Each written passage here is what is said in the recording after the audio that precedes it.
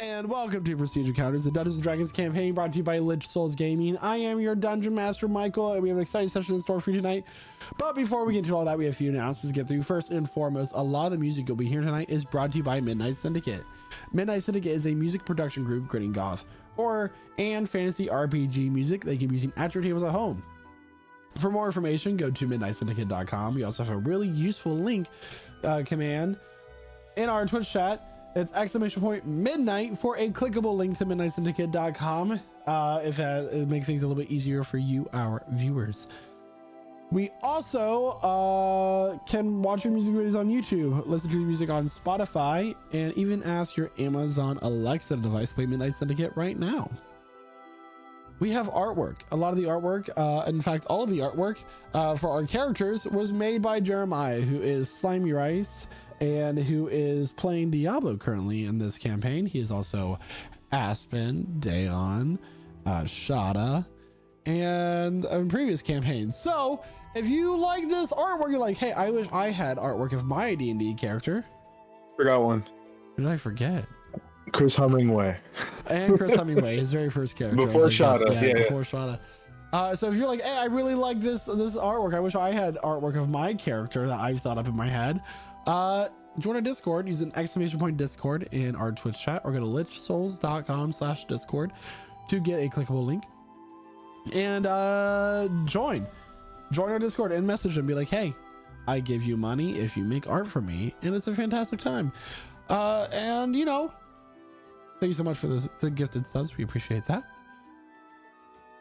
Is there anything else that I'm forgetting? No. We just got to get to ruining the world pretty quickly. Oh, such a great time. So everybody, grab your drinks, grab your snacks as we welcome you to our table, and we are now beginning tonight's session of Prestige Encounters. And here tells what happened last week in their very own words. It was none other than Josh, who is playing Craum. Okie dokie, here we go. Mm-hmm.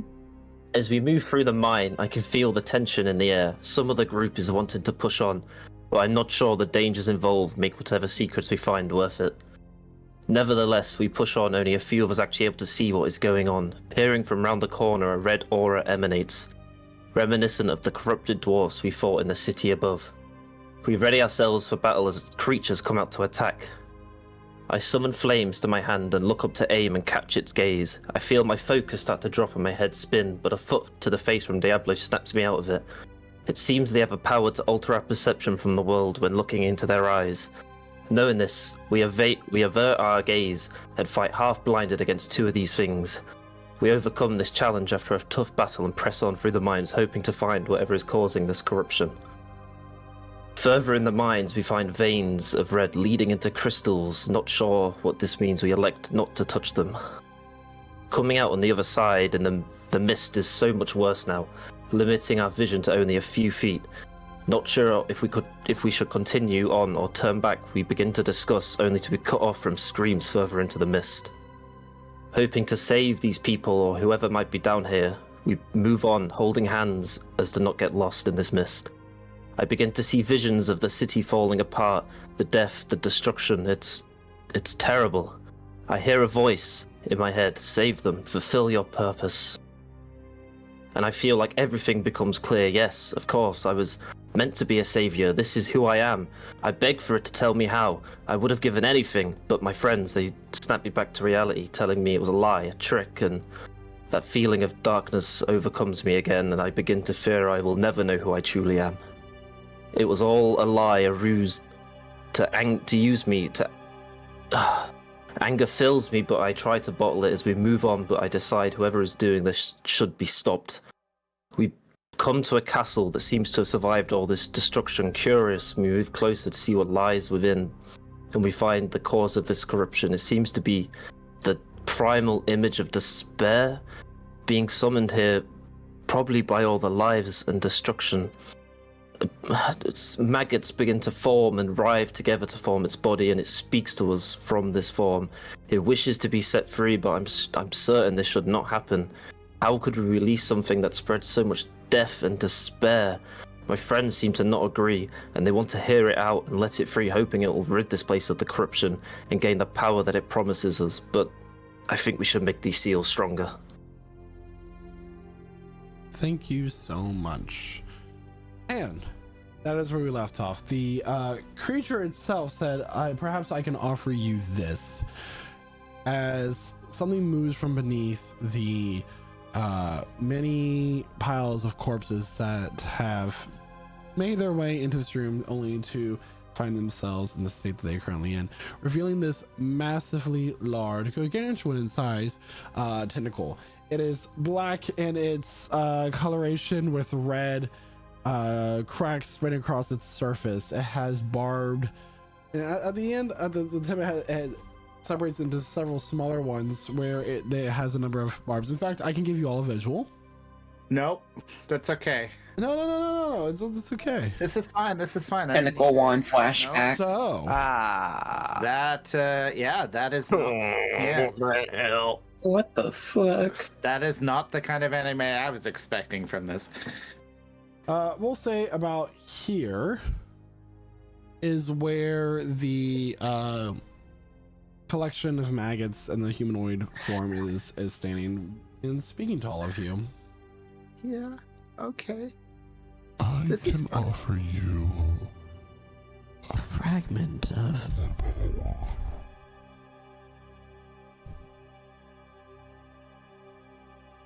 as a reward for helping me escape this prison. And Remember, if you do not, my corruption will only spread, and that is not what I wish. But it will happen regardless. And just to be clear, to free you from this prison you've been trapped in, we gotta break these pillars. That is correct.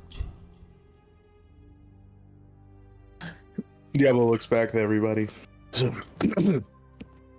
well, I'm sold. I mean, well, we stop the corruption spreading. We free this obviously nice being from captivity.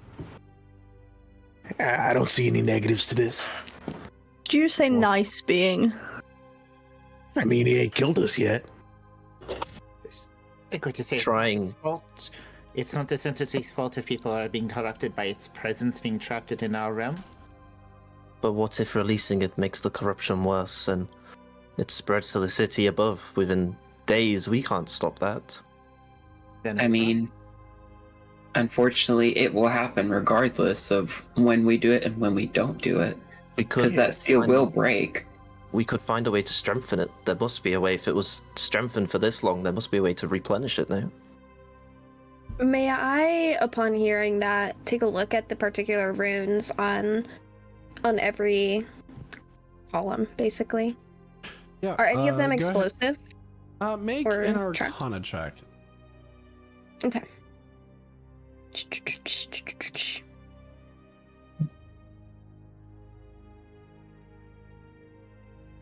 Arcana. I got an 18. 18. Using the knowledge that you have of the arcane, you're looking into the glyphs that are upon these pillars. From the way that they are made, they seem to have hastily been made. That might be able to explain why they were like a little bit of this presence is beginning to like seep out. However, it's not a ritual that you're quite aware of. You think that if you wanted to, you might be able to make the attempt to strengthen it.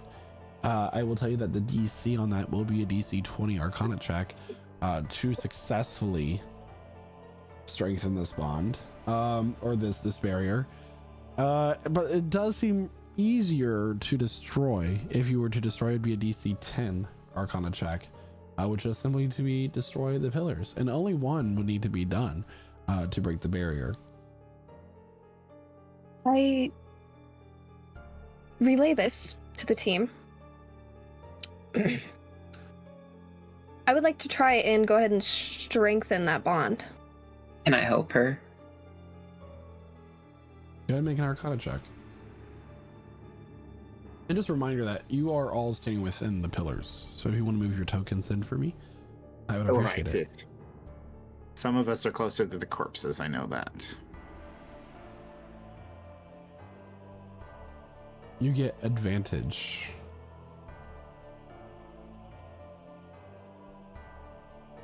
So you rolled a 24 and a 10. Naoki, you wouldn't have rolled because you were helping, so it would have been just Emelyne who would do it. So Emelyne quickly looks over and channeling some sort of arcane power, manages to strengthen, and so you're going to be standing next to the pillar over here. The My bad, guys. Maybe I shouldn't have done that. Right over here. For sure, token. There it is. And you inscribe some quick runes to strengthen this barrier. The figure does not react to this action. It has no facial expression to give you. Its form just stays there, shifting ever so slightly, as it has been during your entire conversation with it.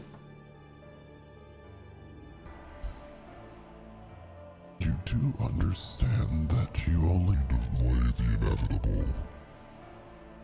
This barrier will Fail. At some point or the other.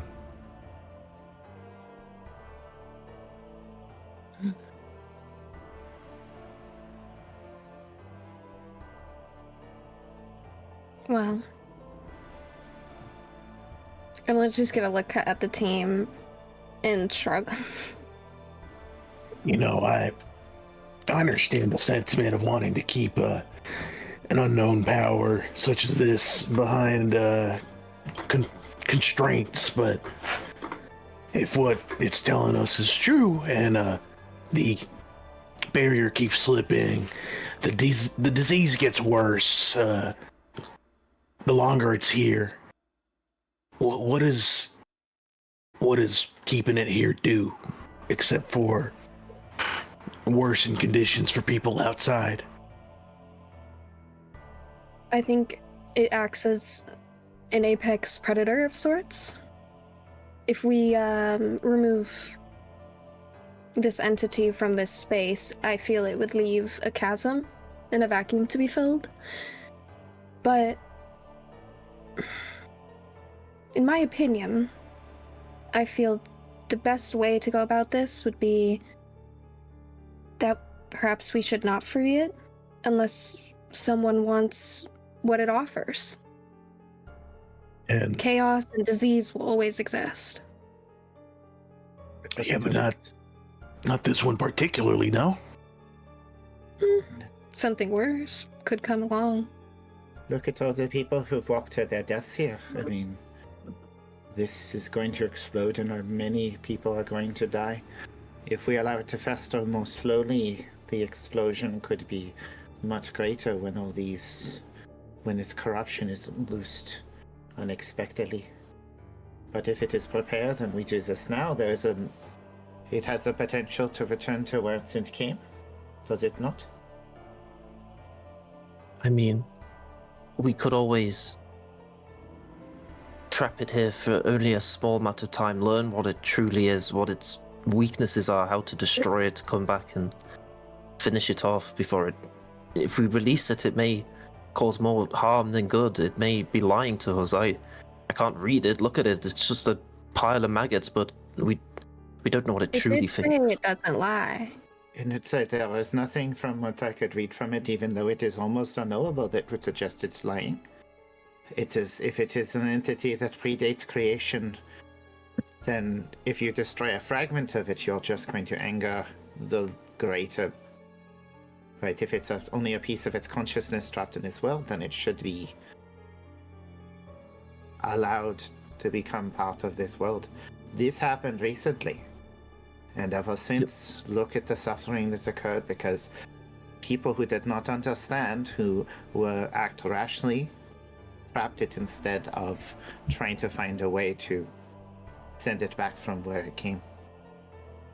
I can I can see what you're saying, but look, if you want to free it, I won't stop you, but I do not wish to continue with this plan. I think trapping it here will be safer for everyone, but I would stop you if you wish to free it. You know, on the notion that this entity might be a apex predator or something like that, it gets me thinking, you know, we unleash a lion on the world. We've got a pack of hyenas waiting on the other side. An apex predator is only good in some situations, not against everything. Mm-hmm. And this is a creature that is suffering from its imprisonment. Have you ever seen a snared animal slowly die as it claws Yes, in frustration and anger? but we mustn't personalize it. I believe it's been waiting a long time, and it could wait longer if we chose that option. I am going to side with Craum on this. I strengthened the bond, so if we wish to leave and return with more research and knowledge, we could. But I will not stop you if you want to take the offer. I thought I did, but I want to do it on my own. I want my power on my own. I agree with that. I think we need to know more about it first before we make any too big decisions, because we could always let it out and it could be that angry that it just it could make it a whole lot worse. But if we could find a way to see more about it in its past, we could figure it out more, figure out what its intentions might be. And now that she's strengthened the bond, we have more time to do that.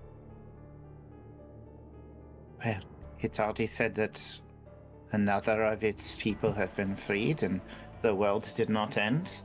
The world as we know it, the calamity that existed, is nothing to do with these entities, so... What if all of them need to be freed, and that could be a world-ending event? Well, sometimes you have to break a few eggs to make an omelet.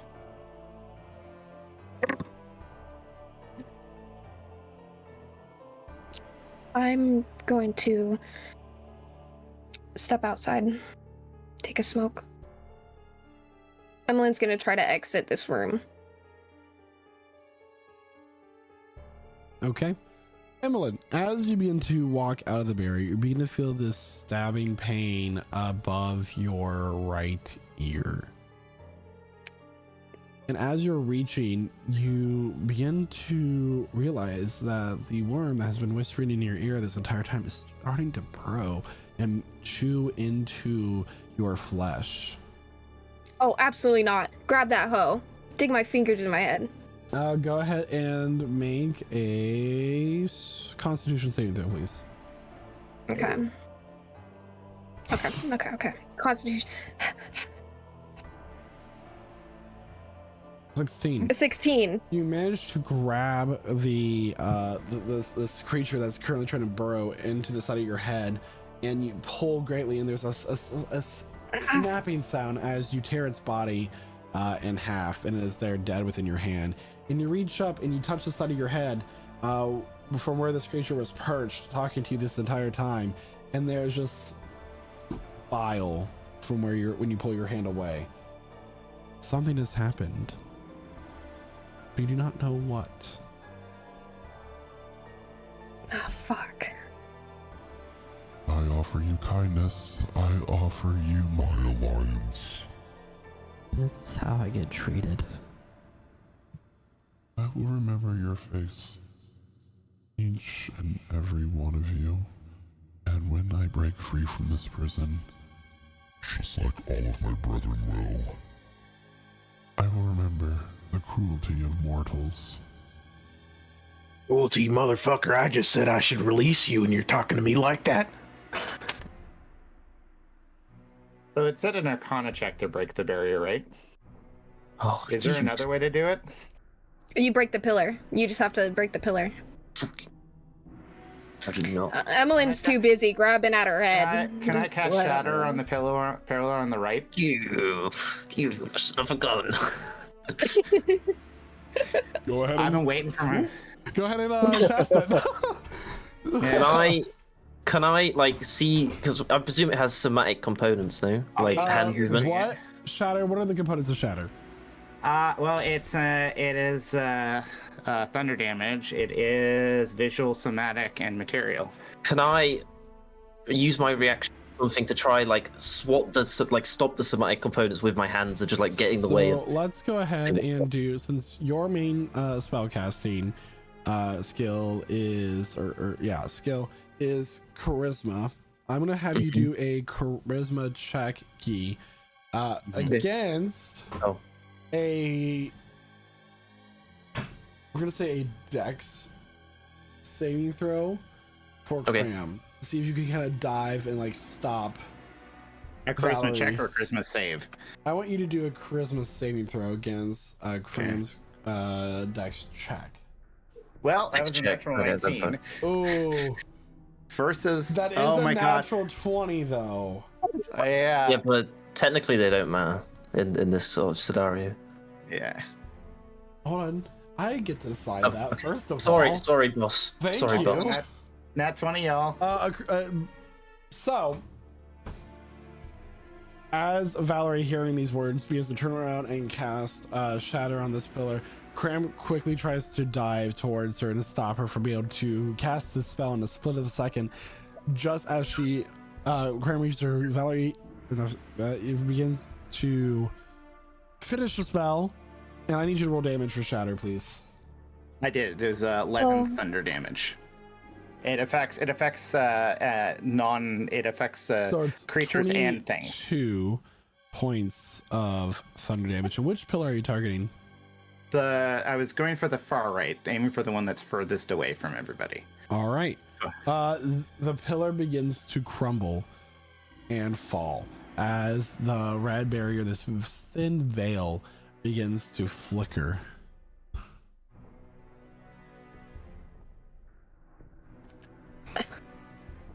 I know I said I wouldn't stop you, but I thought we'd do it in agreement, not like this. I'd rather not doom us all, because we're deciding to be selfish. Valerie. Yui. I have something for you. Okay. I'm the chaos monkey this campaign. I love it. I've still stolen I the love title. when the party rolls against itself. Yeah. You now have a boon. Whether you choose to share this or not, that is up to you. But this is what the voice speaks in your head. This is my gift to you. Thank you. A rift opens up and the creature disappears, leaving you alone in this room. Is the mist starting to fade? The corruption? It doesn't seem to be letting up quite yet, but you can assume it might. The fog is coming from here. The plant, right? Wasn't there like moss-like plant everywhere? They were the moss was growing, the crystals were crystallizing, or forming, where the fog was heaviest. So it was, or it was already existing moss or lichen within the cave that was kind of like becoming in a mutualism type of relationship, or like they were fusing together rather. But a few moments later, and you do notice that the fog seems thinner. Could I get some help digging this thing out of my head? The jaws are still in there. She's like, try to stick her finger in this hole. Side of her fucking skull. Is anybody gonna go over and help Emelyne? Valerie will go over. Go ahead and make a perception check for me, Valerie. Perception, sure. 5, not You very see it? good. So Are there distracted. jaws? it's not hard to see. Looking in, but I'm gonna tell you how much you see. Looking in, there is definitely a wound in the side of Emelyne's head with this kind of blackish yellow bile kind of leaking out of it. And the most notable thing is right behind your ear, as if it were like a tattoo, is this symbol. It's not of any language that you recognize, but it's very jagged. It kind of hurts your eyes to look at in itself. Is it bad? It seems to Do you see the shift jaws? and change as you look at it, like you're quite not getting its full shape. Yeah, Valerie's eyes have trouble focusing for a minute. You seem to have some kind of mark, What? like a tattoo, but I don't recognize, and I can't make it out. It's like it's. I don't have a there's tattoo. Like there's a fragment of chaos on you, just behind your ear.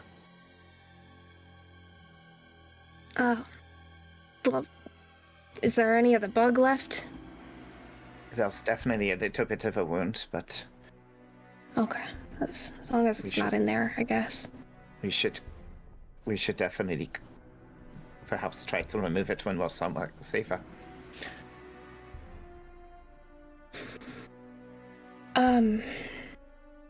Yeah.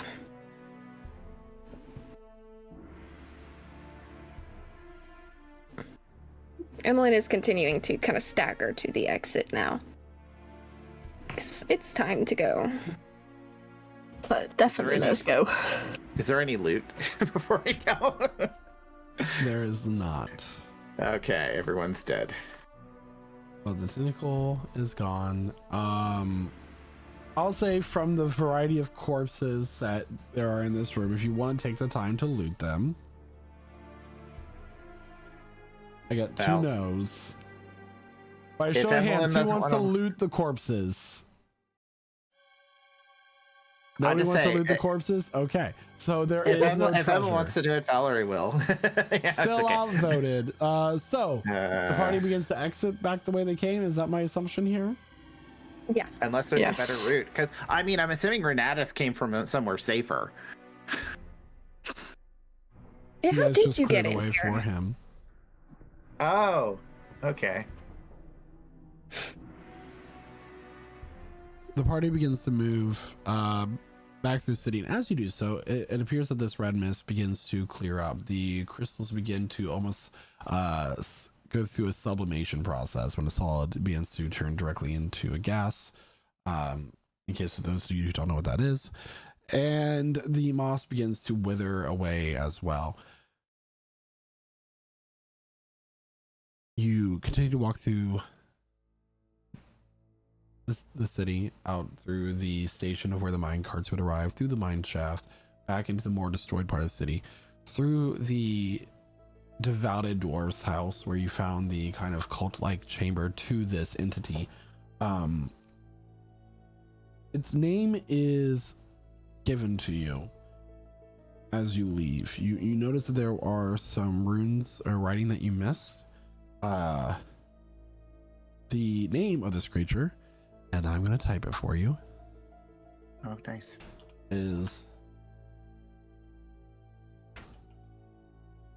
Dul'Kenthagon. For some reason, I thought it'd be more complicated, like Ugathalakhalakhalakni. Uganakaful? I just didn't want to say Uganakaful is the last creature. Yeah.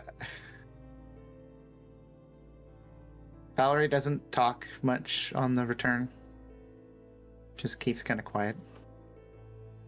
And sure enough, you all return back to the city of Rebellion. It is late evening.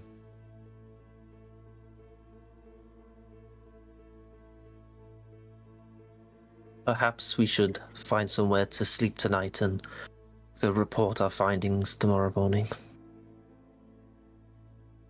I could also just message the professor in 25 words if you have something prepared.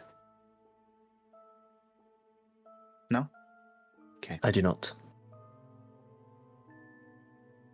I don't know. Rough drafts, apologize. like. Oh, sorry. I don't want to make decisions on the part of the party, but I felt that was the right thing to do, and we were ignoring it. Sometimes just because something looks horrifying doesn't mean that it's a monster. Sometimes it's just a victim that we can turn into an enemy. While I agree, I believe we have enough time to not do things so rash. If I didn't do rash things, I wouldn't get in trouble. Then what would there be fun? And if I didn't read, I wouldn't know how to do what I do either.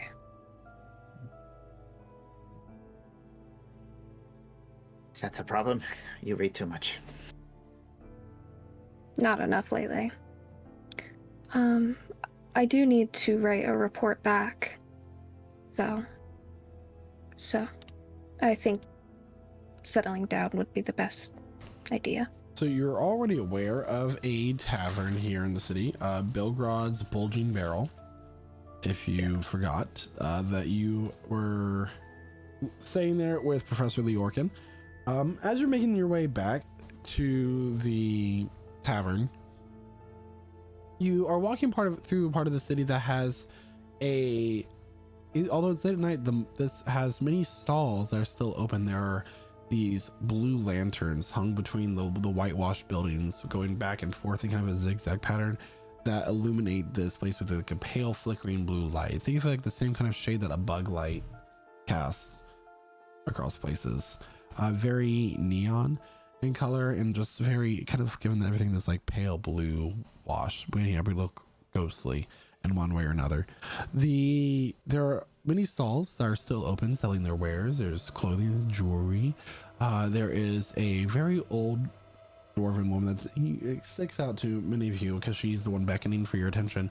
She has a number of rhinestones and jewelry strung throughout her very short, well-kept gray beard. She has these bright violet eyes that just seem to sparkle like amethyst.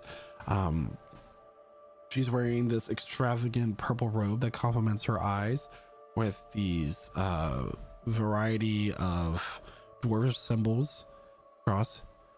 She's like, come closer, adventurers. I can tell that you have a great destiny about you. Perhaps you would like your fortunes read. I'd be more than happy to offer you some guidance using my psychic abilities. This sounds amazing. Sure, why not? Where were you Diablo, trained? you do have 2d4 plus 2 to your health from stream.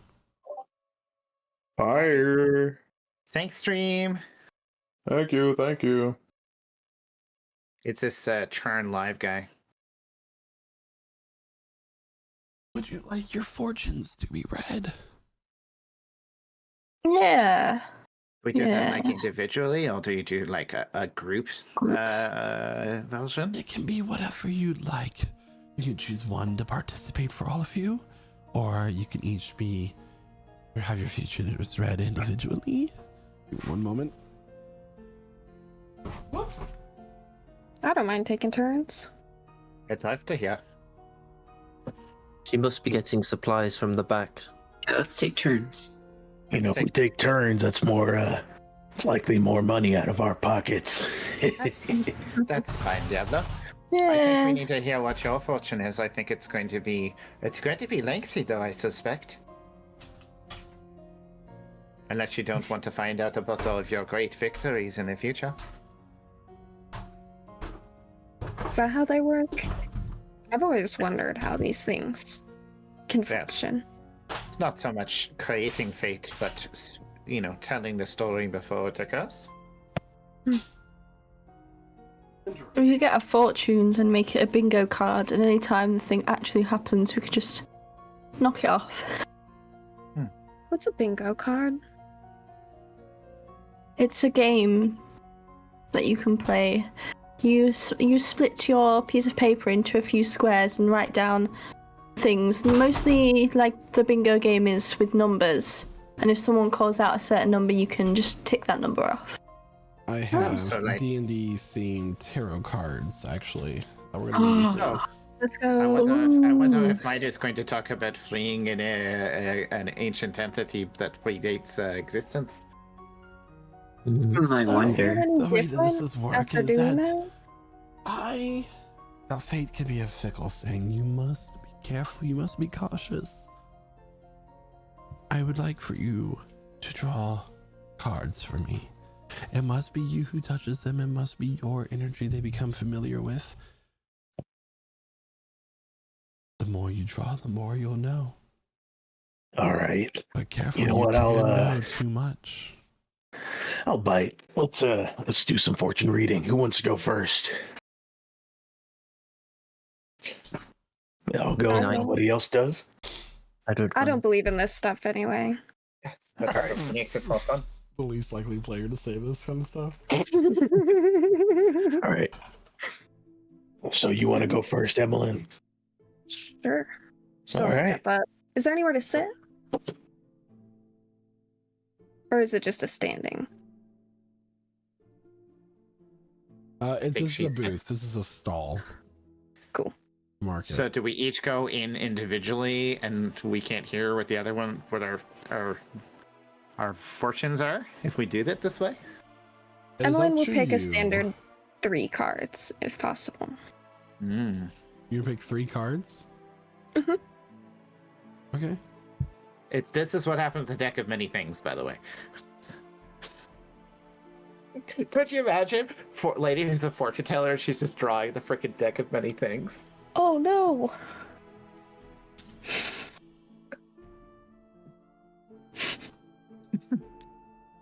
Oh god. You're yeah, gonna pick it is. 3? It's really funny because these are the deck of many thing cards, so. Oh no. All right. Do you want me to pick from the left, middle, or right? Can't you just grab them? I'm sending you telepathic messages right Oh, wait, now. Who's the one? on which ones to So pick. wait, you're the one who doesn't believe in this, and you're the one participating. Who's doing Go it first? Yeah, All right. Tell me when to stop. now.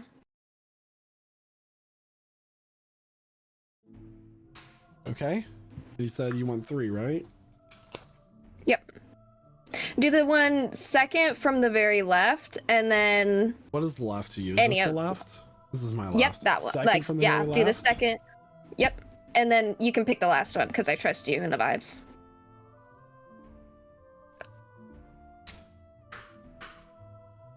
So as Elif draws the cards, even though it's me Yeah, drawing Elif. them, I'm sorry, not Elif. Oh God. Wow. What? Who? One minute. Throwback. God. Yeah. You said to go to death. Shut up! Shut up. Anyway, the first one is the path. These are not your traditional tarot cards, by the way. The first one is the path. You have a great journey before you, one where choices have to be made for the greater good or greater evil of the world, or perhaps for your greater self. Next is the elemental.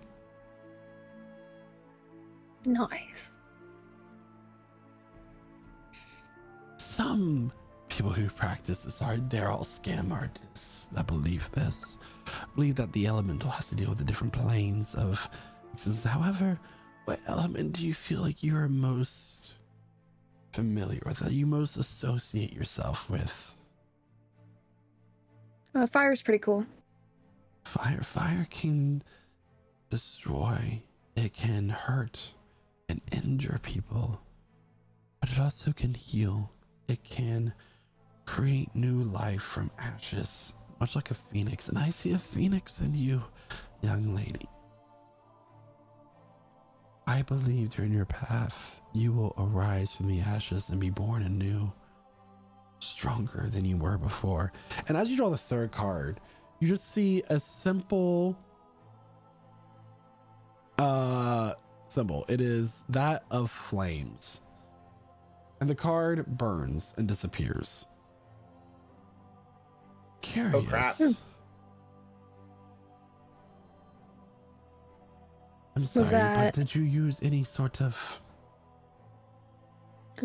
No, I thought maybe perhaps you did a magic trick on me. do not have flash paper, but I thought that since you didn't believe in this, you would be keen on destroying my cards.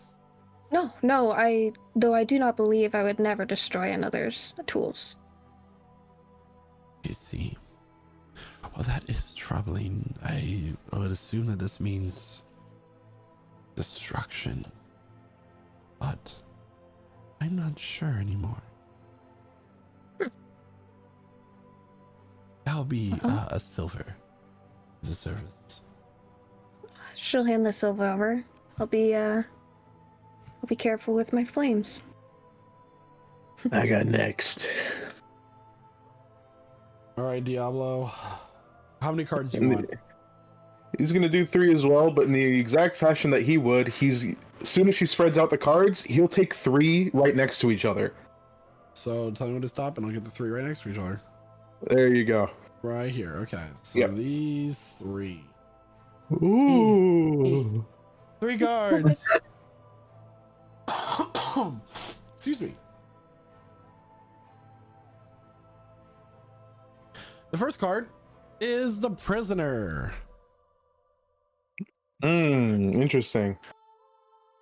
The second card is the priest. And the last card is the statue. Ooh. Okay.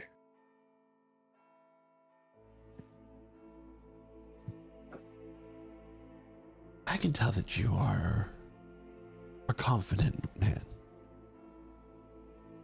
That I am? Yeah, Great I am. performer. But it's not really a facade. It's not for me to declare these such things for you. I could see yourself having gone through great tragedy and being a prisoner of that event, creating this sort of persona to protect yourself from those horrible things that happened to you in the past. Perhaps I'm wrong. I'm a fortune teller, not a mind reader. I could see you devoted to your craft, much like a priest is devoted to a god. Devotion, commitment is something that you are strong in practicing. But we can all be victims of history. I see a strong choice will have to be made. Things that you are confident happened, but may not be what you perceive.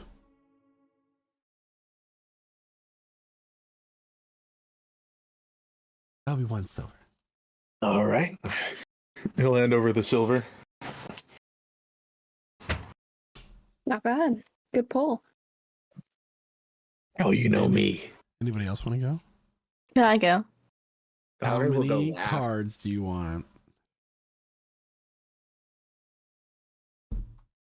3 as well. Oh I my like gosh, I like y'all the are pulling 3. 3? All right, tell me when to stop. How do you want me to pull them? Just do it where you move your finger and I'll just say when to stop. Stop. Okay, let's give me your first one.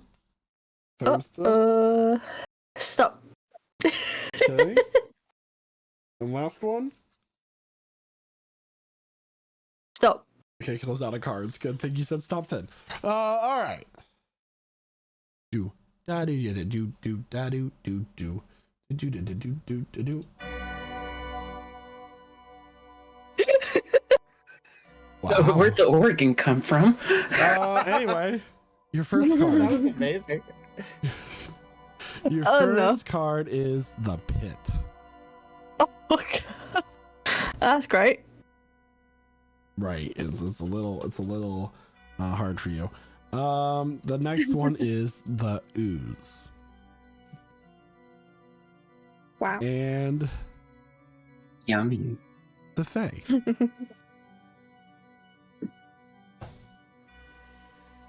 That's... Whoa. Okay. As Okay. this woman looks down at these cards, my sweet child,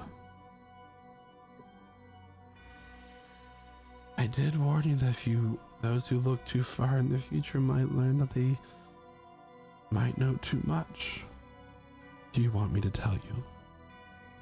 Yeah, why not? Go on. I'm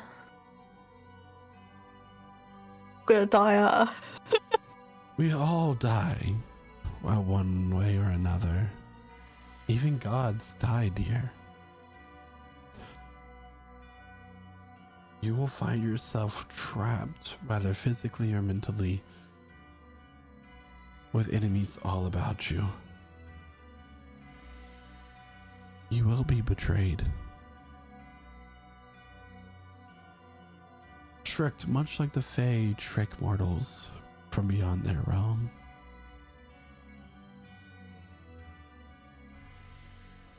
Some paths seem clear, but do often turn deadly if you do not pay close attention to those around you. Oh no.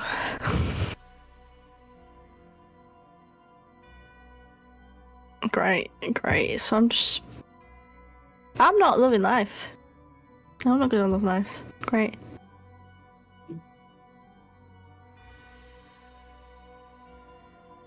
Anybody else? Yeah, please, someone else. There'll be one Valerie silver. Valerie Nice. will go last. So if nobody else is going, Oh, so we're all then- doing it. Got it. But yeah, depends on if everybody wants to do it. Anybody else want to go? Okay, I can go. All right. Cram. just one card. One card. Out I'm of the gonna first stop. card on the deck. First card, this one? Yes, please. It is the plant. Ow. Meant to How be. fitting. Meant to be.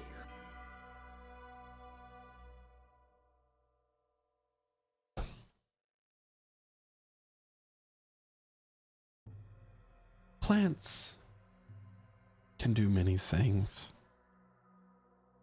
They are the beginning of the cycle of life. The plant grows. Creature eats it, that creature becomes prey. So on and so forth until the final creature at the end dies and returns to the soil where plants feed on its flesh. Plants are sturdy. They can be strong, they can be weak. They can heal, they can kill. They have many purposes about them. One might think that they have an intended purpose, straightforward.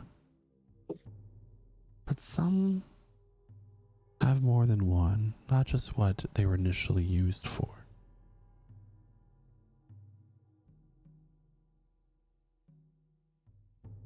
A plant might be harvested for centuries just for its berries, for food, but later learn that their leaves can be medicinal, their roots poison. That is all I have for you. Thank you. I'll give them 5 silver to replace the broken card.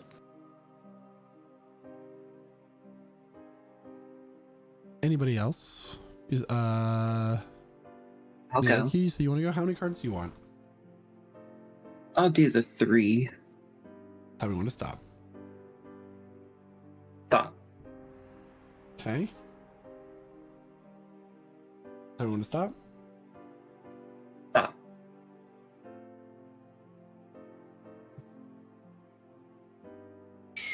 And tell me when. Stop.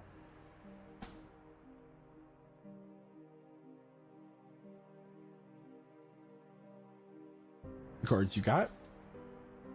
A lance. Mm. The expert. And the dragon. Wow.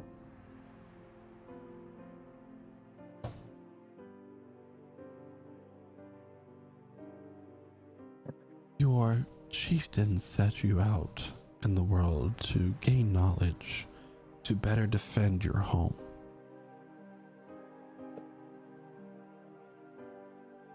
It is your destiny to go out into this world and continue to gain knowledge, become wise,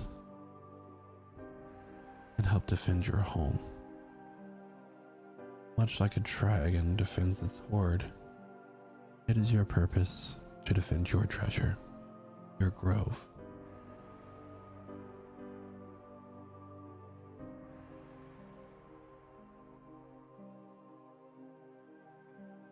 Very insightful. And Valerie goes last. Mm-hmm. Unless Renatus wants to go. Renatus? Valerie, how many cards do you want? Here's the thing. Valerie asks everyone to step out when she gets her fortune, if that's okay. She says, it's okay. I'd prefer to have mine just, I'd like to have a little mystery left. That's fine. That's Just call if okay. anything happens. Yeah, I mean, if you hear a scream, we'll come right in. yeah. We don't have to deafen, I just want her to do it. So she's gonna draw, how many cards can she draw? 3? I have 7 cards left. Gonna draw 5. Tell me when. And we're just their win is gonna be to get rid of 2 cards because I'll be way faster. Yeah. So now. I would like everybody to deafen, please. Oh no. I caused the deafen.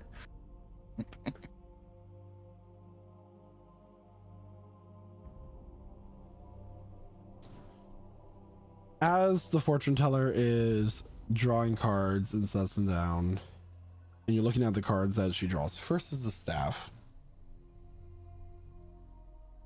The second is the ring. Third is the giant. The fourth is the mine. And the last is the shield. Mm.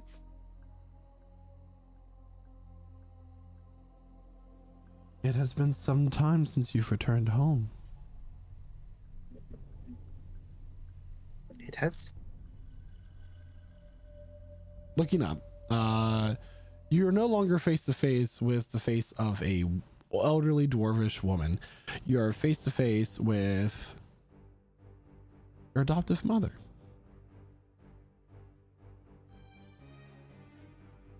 Mother? What are you doing here? Is this possible? The face simply shifts and changes. You blink. My dear, are you all right? She saw this, right? This isn't something she's imagining. You don't know.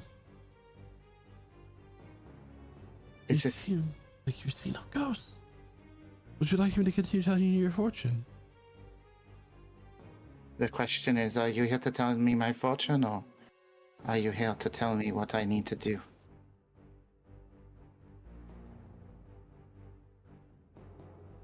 I'm sorry, I'm confused. Can I get an insight check on if she's actually confused, or if she wants to know if this is legitimate, or if she's just seeing things? Go ahead and make an insight check. Yeah. It's a 12. 12. The woman seems to be genuine in what she's saying.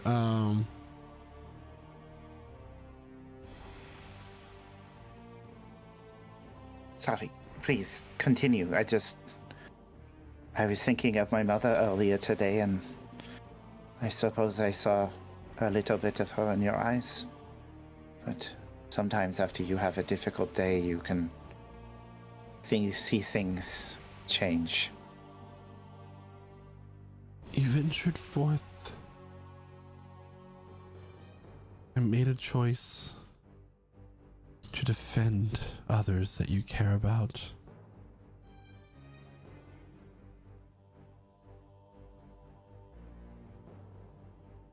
A background of great wealth,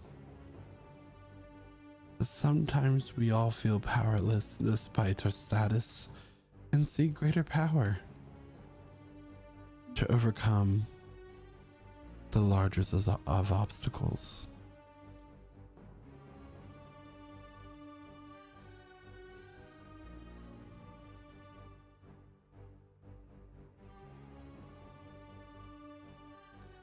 What's that mean?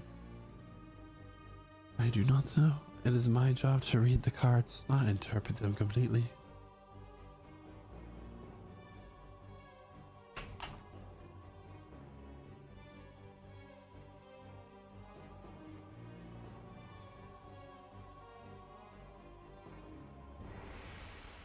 Looks sad for a moment and confused again.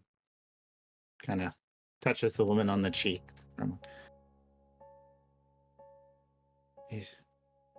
I trust that what you do brings great hope to people.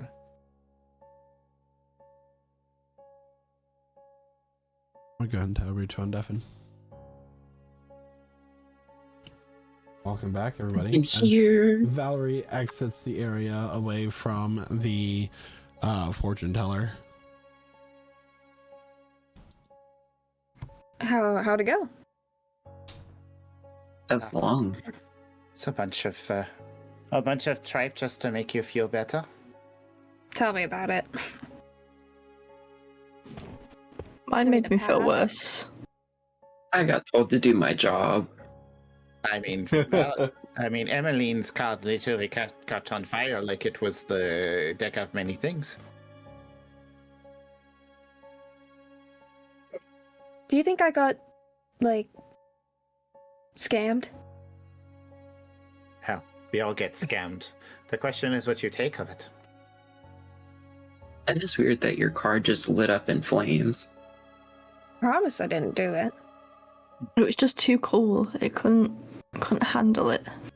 I wonder if it has something to do with this new tattoo I have. Also, I would like to maybe try to find someone to look at it. Of course, the professor can, but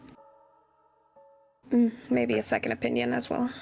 Perhaps we should clean the wound first, and I suspect... Well, we did have a wizard back in Anelia who could have potentially studied it, but we did also, make him angry. Oh no. Are we gonna have to go back and, like, spend all our money at the hospital?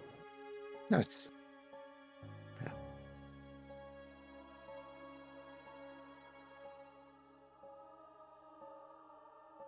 She can probably just sleep it off. I'll be fine. The party I'll chew you up. through the market and back to Bilgrod's Bulging Barrel, the tavern which you have been staying at these past few days. You walk in and Professor Leorkin is sitting at a table, his nose buried in a book.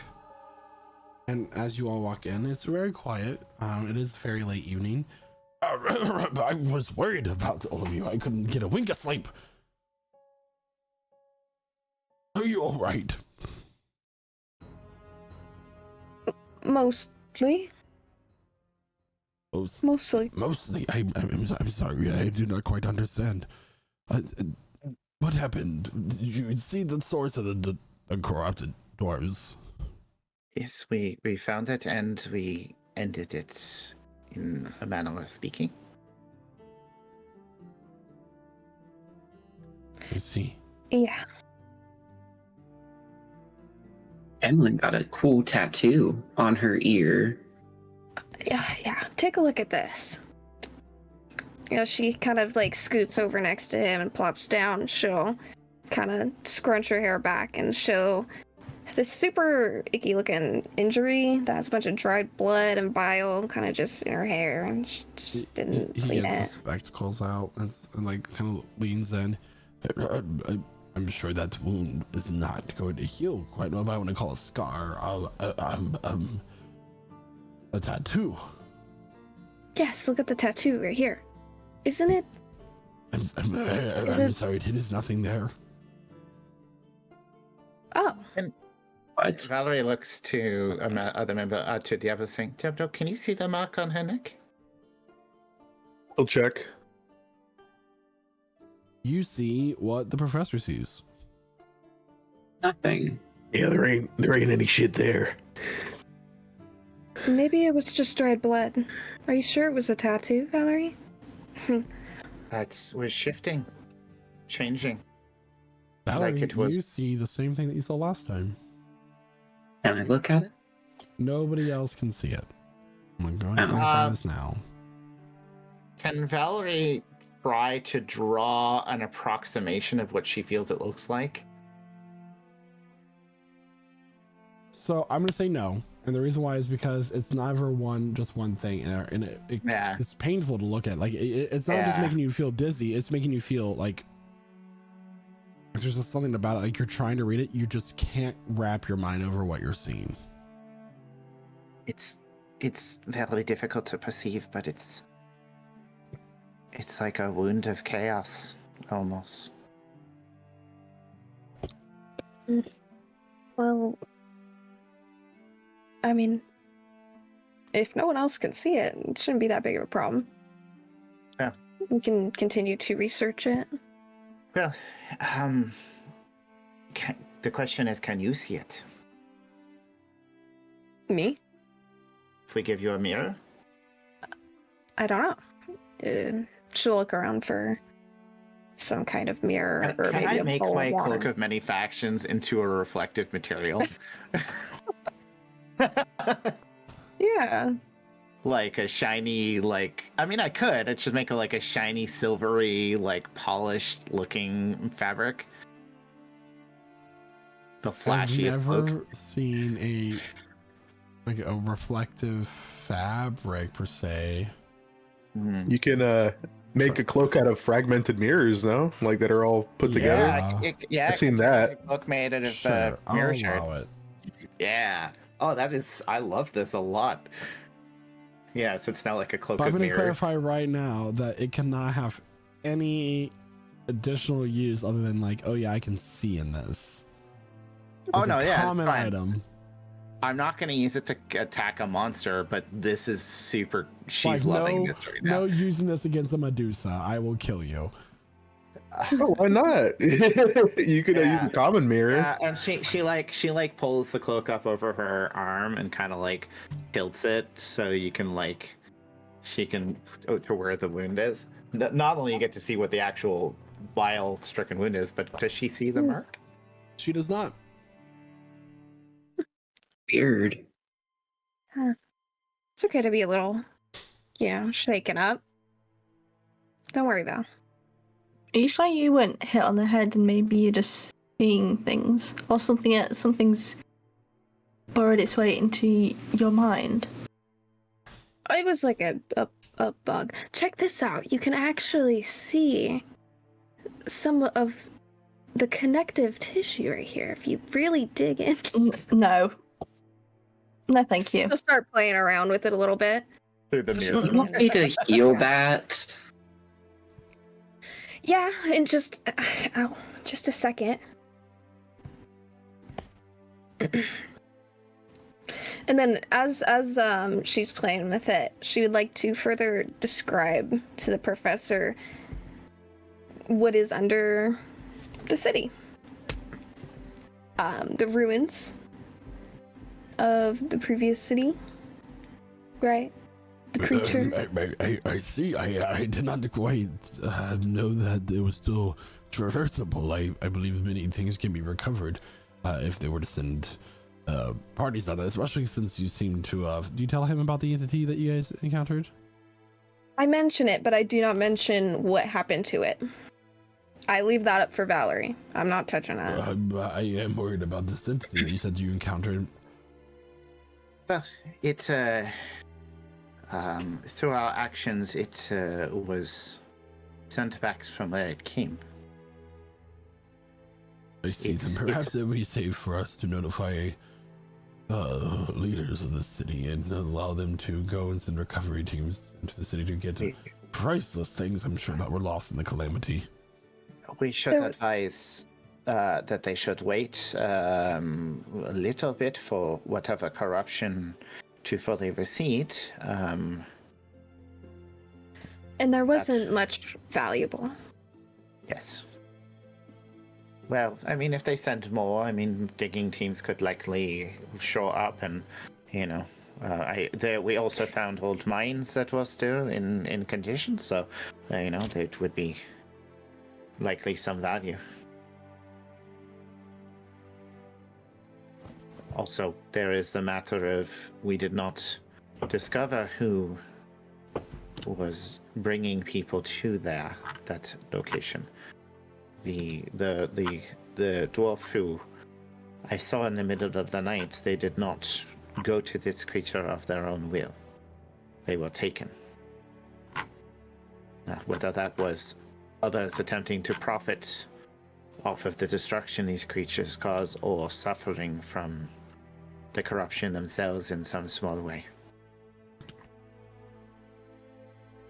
I see. Well, in the morning we can go and let Captain Delia know what you all found out, and by extension me as your employer, and see what further action she might want to take.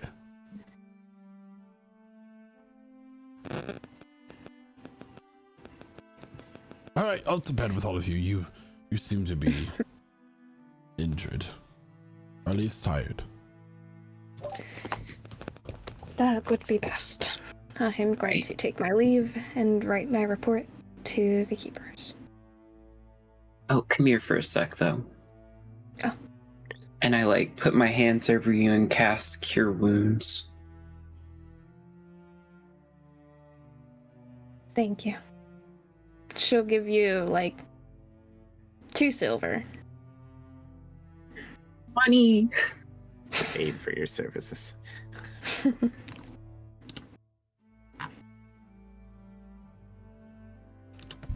And then after that, she will return to her quarters. I assume we have to pay for rooms again. The professor has taken care of those for you today. Okay. Oh, nice. Hell yeah. No sleeping outside tonight.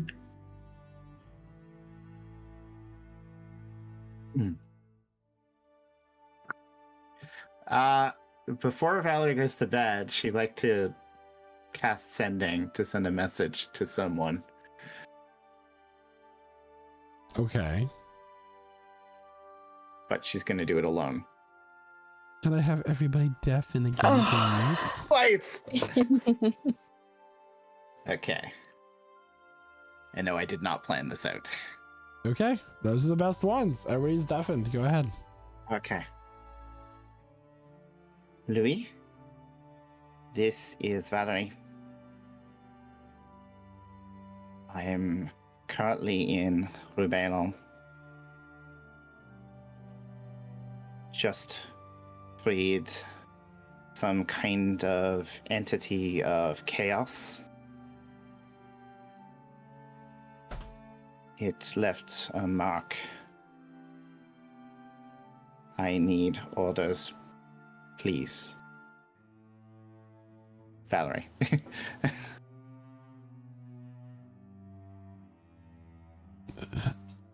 Valerie, it is the middle of the night. Why am I being woken up?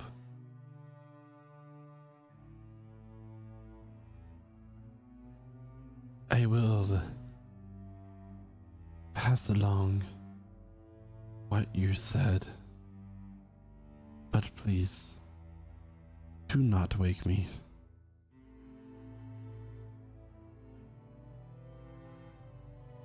I gotta send again. You bitch. Understood. I will send a letter with updates. I'm a little concerned being so far away without direction. Sorry to disturb. And I'm gonna let it go without finishing, but it will still finish the sending. What you get is a slew of insults back until the 25 words are met. And then tell everybody to undeafen. A piece of shit.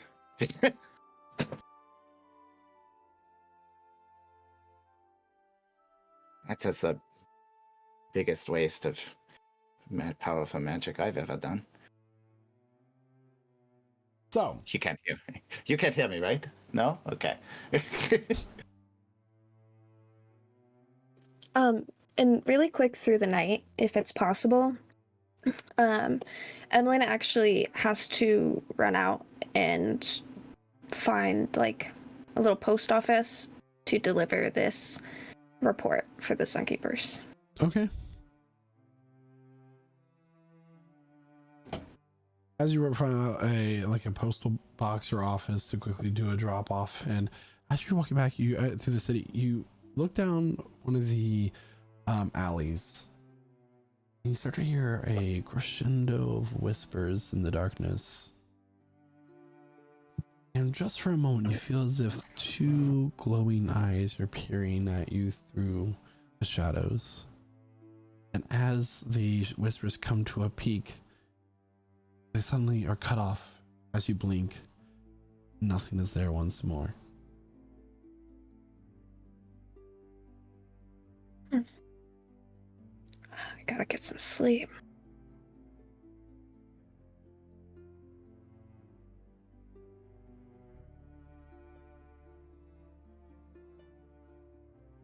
And she'll return. As the party goes to sleep for the night, you may all mark your character sheets for a long rest. Yes. Let's go. And this is where we're going to take our mid-session break. It's a little earlier than normal, but it's an appropriate a moment. great time. So everybody, thank you so much for watching so far. We're going to take a quick break here to revitalize ourselves and get some snacks, some more to drink, etc., etc., etc.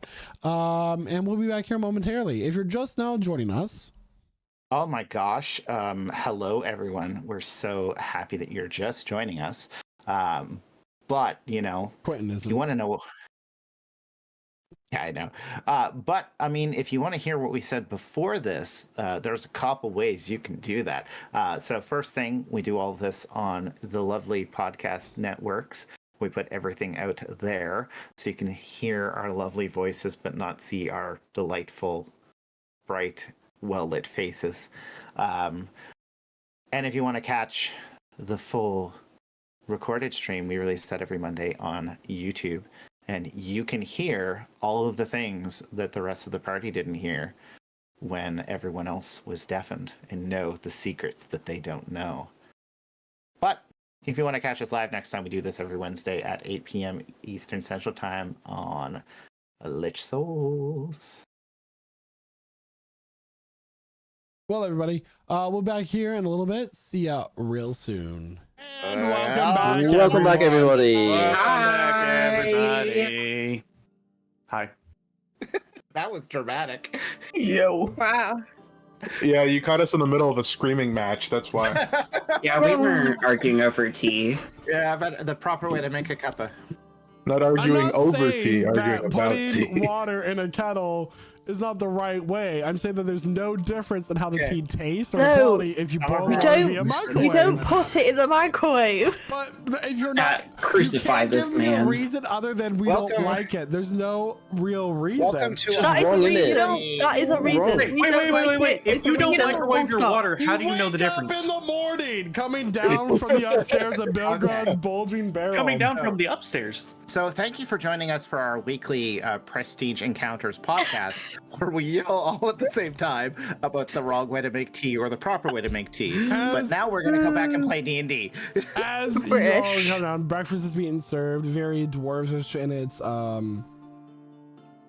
cuisine, fried foods, hearty foods, things that would give you very bad cholesterol, bacon, bangers and mash, all sorts of things. What's up? How do you think Do they dwarves serve tea with it? The innkeeper is kind of holding a controlled flame beneath individual mugs, heating up the water, and that way, and offers it to each of you.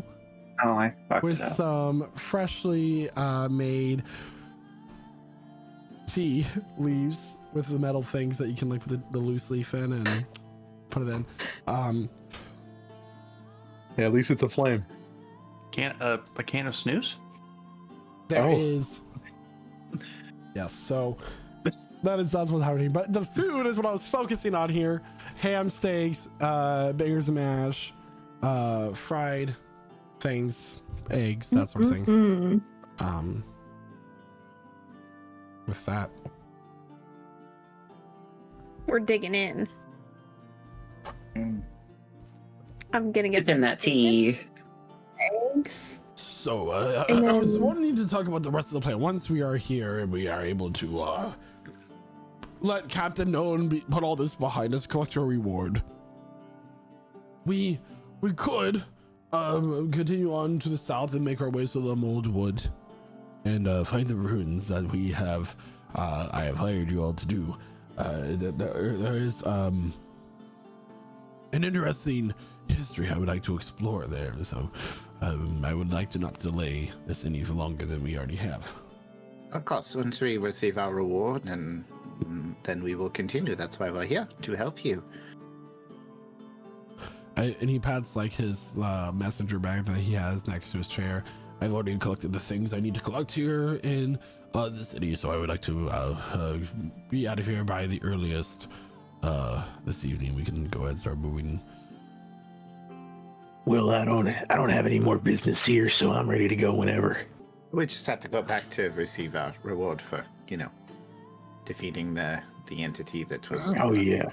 And yeah, money first, and yeah.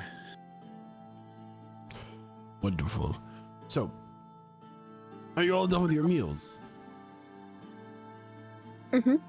Yeah. Mostly. Everyone's shoving like So much food. mouthfuls. Yeah.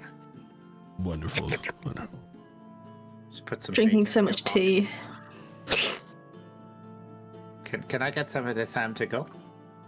Ooh, yeah. If you want to take food to go, you can add 2 rations to your inventory Yeah! if you so choose. Yeah. We have to eat relatively quickly. Bacon Ration sandwiches. ball. Bacon pancakes. Making bacon pancakes. And rations should be getting tracked. You should be having 3 rations a day. Huh. What if I don't have to eat? Oh, Wow. Flex much. sorry, I don't know just what that was. forget to Now I eat. know why you hate microwaves so much. It's gonna fry your I just had a brain. moment there. It's I just had a moment. Yeah, That was no so eating weird. gang, let's go. We're gonna collect some rewards. We're not heading towards another city, but do we? Are we taking our cart from here, like into the Limmeld Woods? Is that an option, or do we leave it here for when we come back? I don't see why we would leave it. We can just take it. Yeah, because we have nowhere we can sell stuff, so we shouldn't pick up like anything else for sale. Or... No. What are We'll you do trying to that figure for- I've out? got Well, are we? Yeah, I guess we're trying to determine if we're going to grab our cart or if we should purchase some goods to leave with it, so that when we come back we can sell it somewhere else. Or Mm-hmm. Well, I mean, we could just figure that out on our second pass back through. We could just take the cart with us regardless. okay, cool. Yeah, Just we in can case you gotta scavenge. hold anything.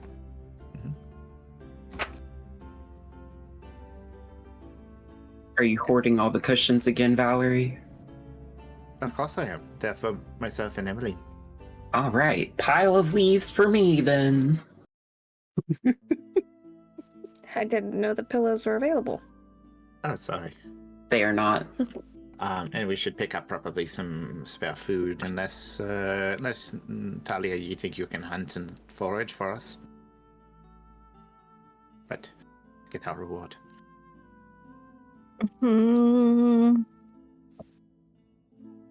I can try, but also to be on the safe side, I think finding rations would also be a good idea. Okay, so hardtack for everyone. Yeah.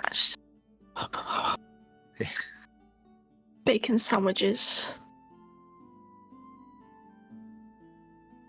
So, I have approximately 18 rations left. Oh. So I'm doing quite well.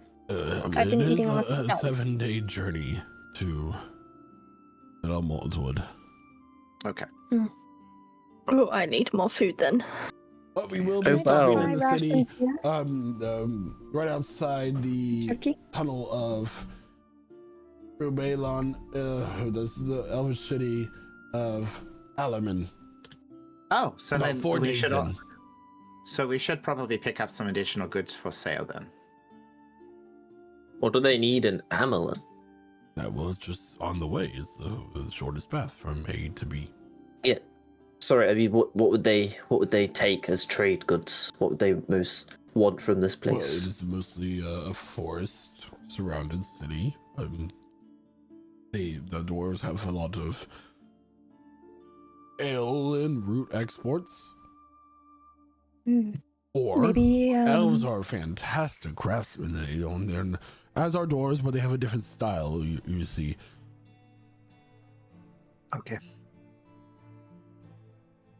So we could also attempt to take some coastal items. Or minerals. Mhm. minerals and ore and coastal items. So we're looking for like seashells by the seashore. Craum, did you I do trade not everything know if in? she sells seashells by a seashore here in Rubalon. There were a just- couple branches of that in that area. Just for clarification on the rations do specify they are a day's worth of rations each. So are we subtracting just one per day? Because Because that's that's one per day. Okay. I said like in my mind it was You 3 said, meals, yeah. 1 ration per meal. Yeah, Yeah. they're lembas bread. You just take a bite out of them. it's and- it's We like can't say a that. We can't say like that. a thing for We can't say sorry, that. they're llama bread. They're made of llamas. it's just 1 day's worth of food in each thing. I know I'm gonna say, and we also have the drake, which if we cut the tail off, and we can We've make got good berries too. Oh yeah, that's Yeah, you come anywhere near my pet and Let's I head off will to, stab you. Let's head off to update them on our success, and we'll mull over our shopping once we figure out how much we get paid. Do you think they'll ask for proof? We didn't get any proof. Did you not pick up some horrible things and put them in your bag? Well, I mean, I have to kind of scourge through it. I have like this. And it's just a piece of rock, like a corner, something. That's it. Well, the fact that there hasn't been any attacks and well, their investigations will have to show that we are telling the truth. We just had to be very convincing.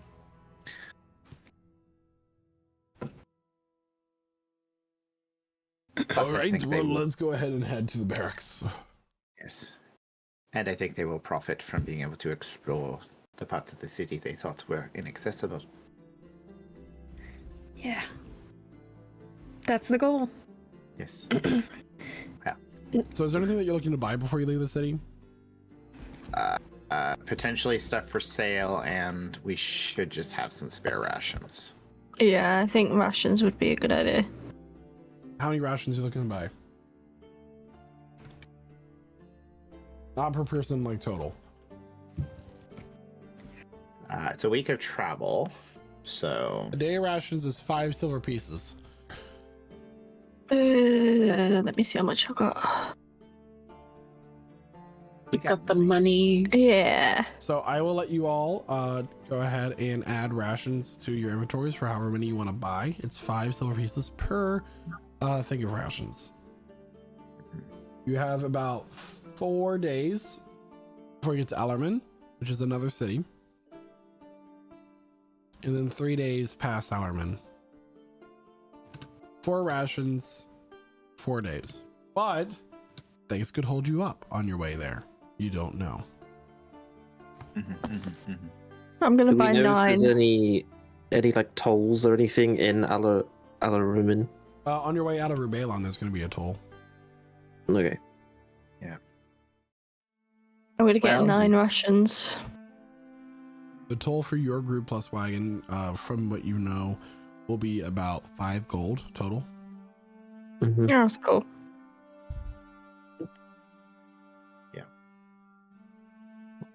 I'm buying no rations. Okay. Valerie's gonna buy 7. Guess I'm living off good berries. I can get you some if you want. I can buy you some You rations. buy me 4. Just 4? Mhm. Okay. And then we were gonna look at some potential goods to bring with us to sell in the Elven City. How much money do you want to invest in, let's say, ore? I've got 35 gold. So however much that gets me. Do we want to invest in the party funds, and this is the question? Or is this going to be just Cram doing it again?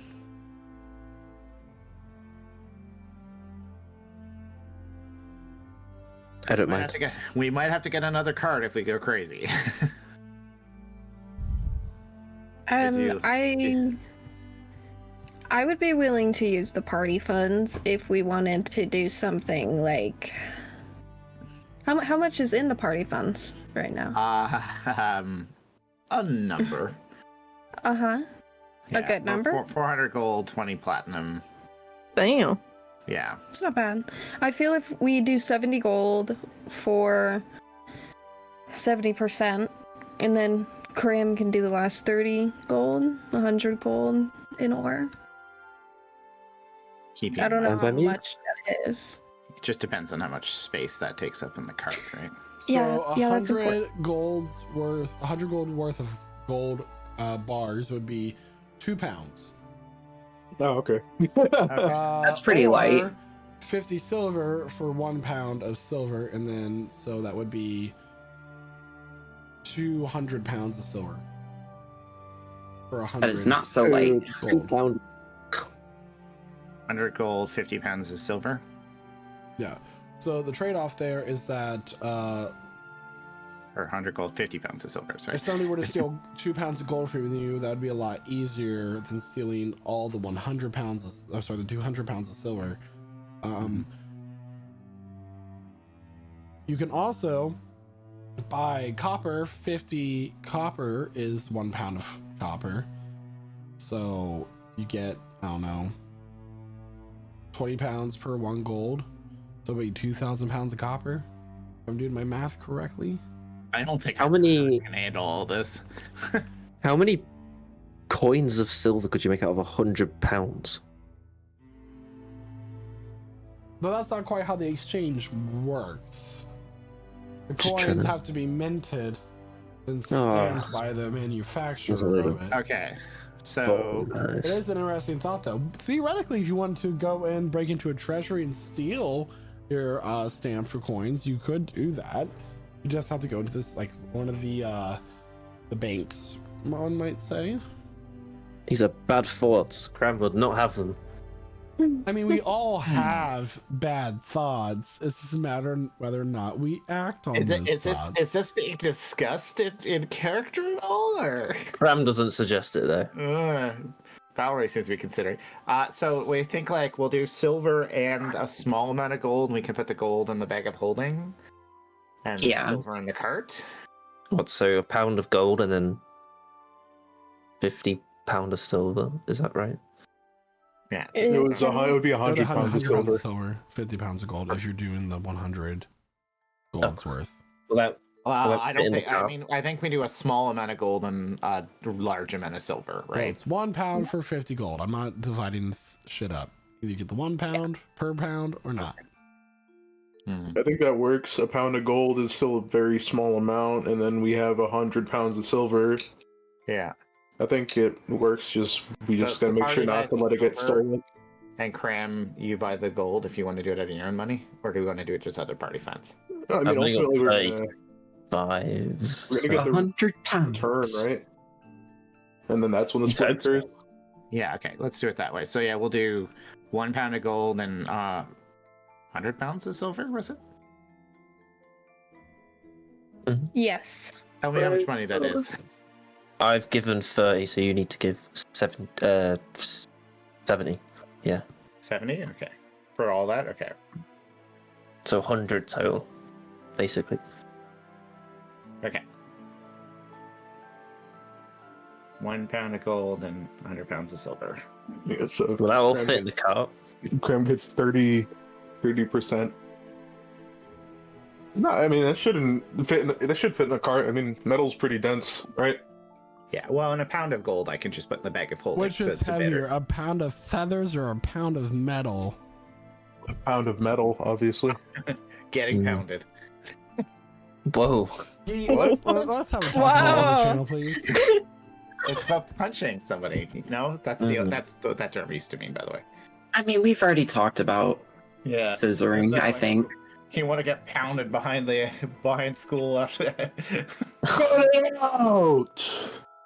Bro. That's what they beat you up. They punch you in the face. That's what they used to say to me in high school. Is it really? Do you want to talk? Oh. That's good. Just my local priest. So we got 100 gold worth of money that we're putting in the cart, and maybe that 1 pound goes to the bag of holding. Yeah. Okay. Plus whatever Cram wants to buy. And we're gonna put the cushions on top of the 100 pounds of silver. That's including what Cram wants to buy. So basically, the 100 gold that everybody's pitched in from the party funds and from Cram's personal money has been turned into the 1 pound of gold, 100 pounds of silver. When we get to where we're going, we sell it all, and then Cram gets 30%. Okay. Nice. Do math later.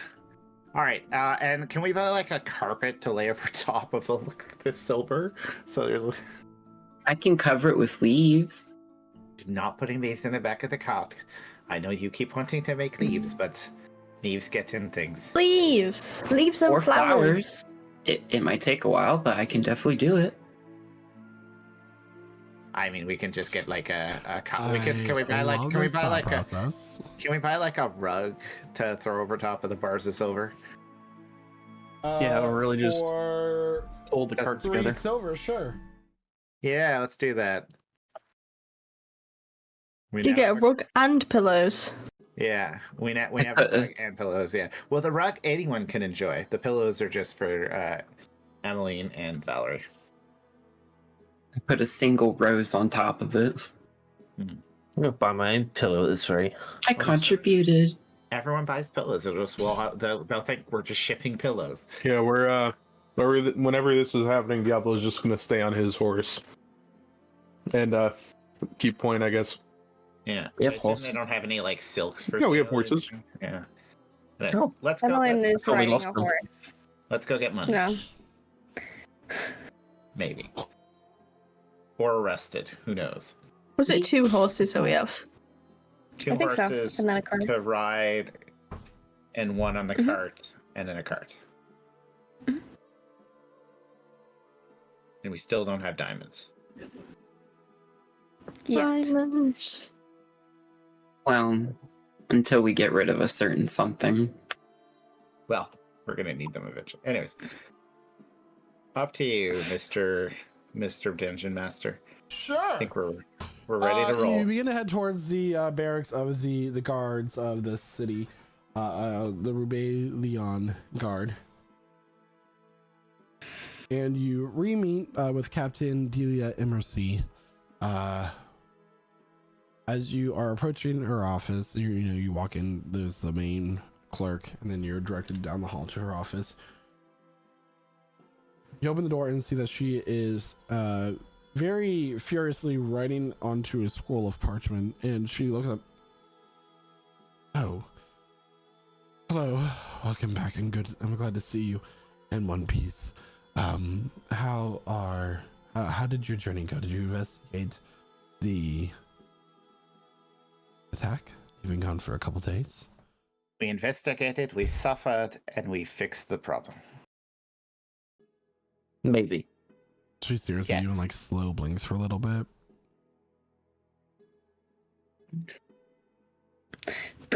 I have So- documented some of the findings that we have.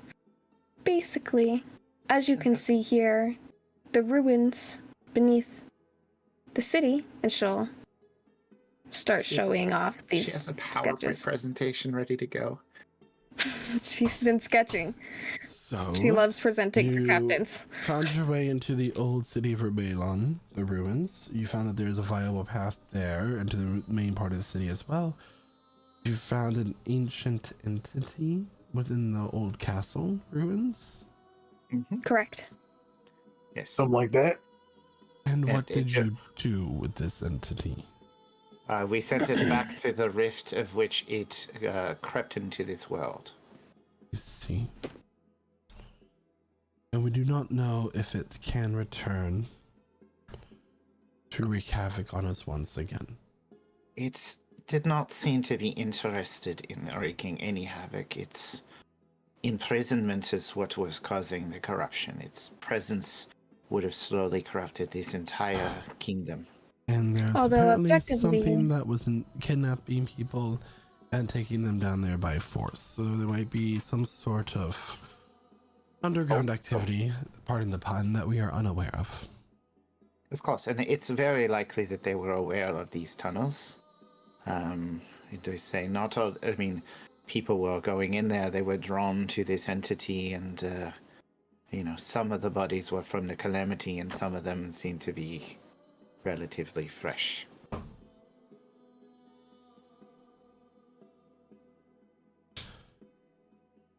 Okay. I did promise you a reward. And so you shall get one. She Whoa, summarily executes this. Book. Whoa. We love to see it. Don't open it. It might be a trap. She gives us 1 pound of gold and 100 pounds of silver. The book explodes. We take 200 acid damage. 100,000. Because she actually picked out the Dungeons and Dragons player's manual, which is like breaking the fourth wall, and yeah, that's what kills us. So our characters realize they're characters in a game, and then they see us standing up above them on camera, controlling. Severance. It wouldn't be the first time a book kills us. Nope. Who died to a book? I don't think we should talk about that. I don't think that we should harken back to those memories. It And, definitely won't be the last time someone gets hurt by a book. it could happen to anyone. Books can give you paper cuts. Yep. I'll never get hurt by a book because I ain't opening one. What if I throw a book at you? I'll catch We'll you. just kick it out of the way. You can't outthrow me. Oh, every joke we make is reducing what we get. Oh no. I will give you an option.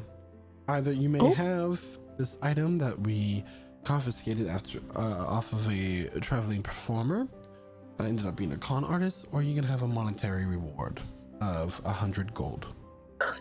What's the item?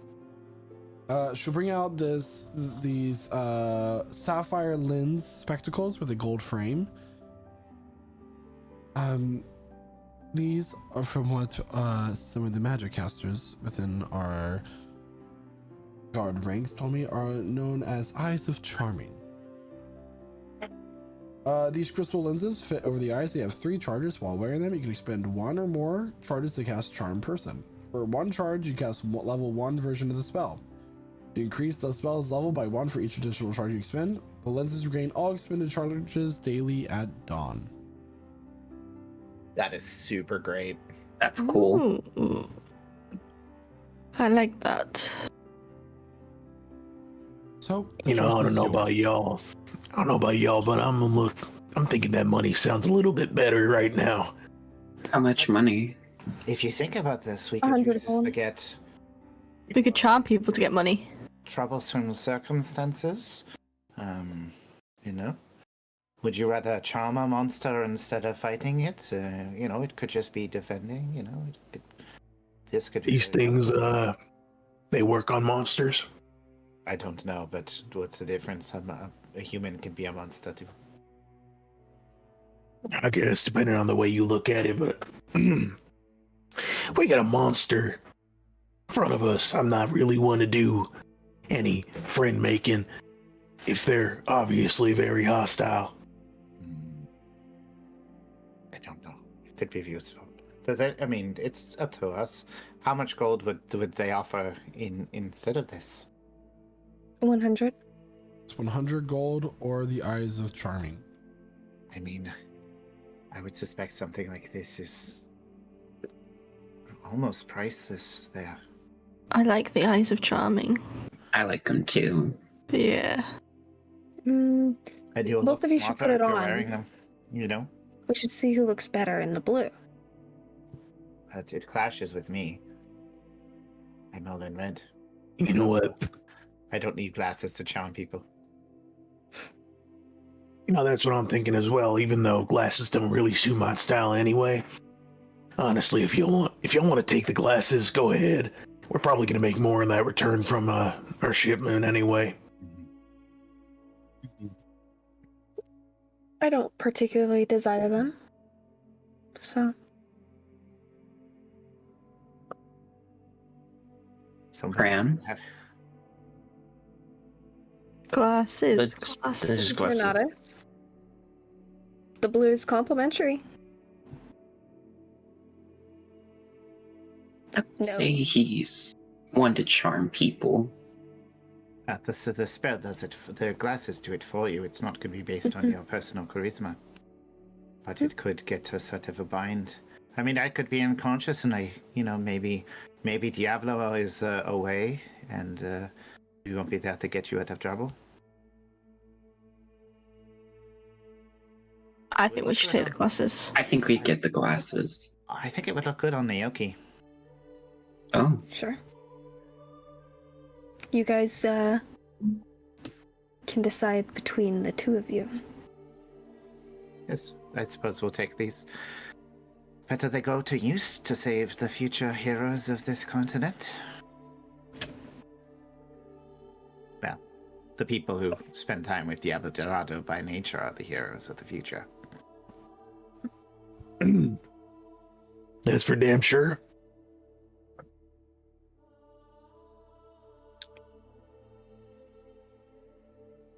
Glasses it is. Yep. Yeah. Fast as it is. Okay. There we have it. I'm on my head. We can always charm people for more money if needs be. Well, I appreciate your service, and I will be sure to communicate what you have done to the higher ups and see if there's ever a need for you to rise.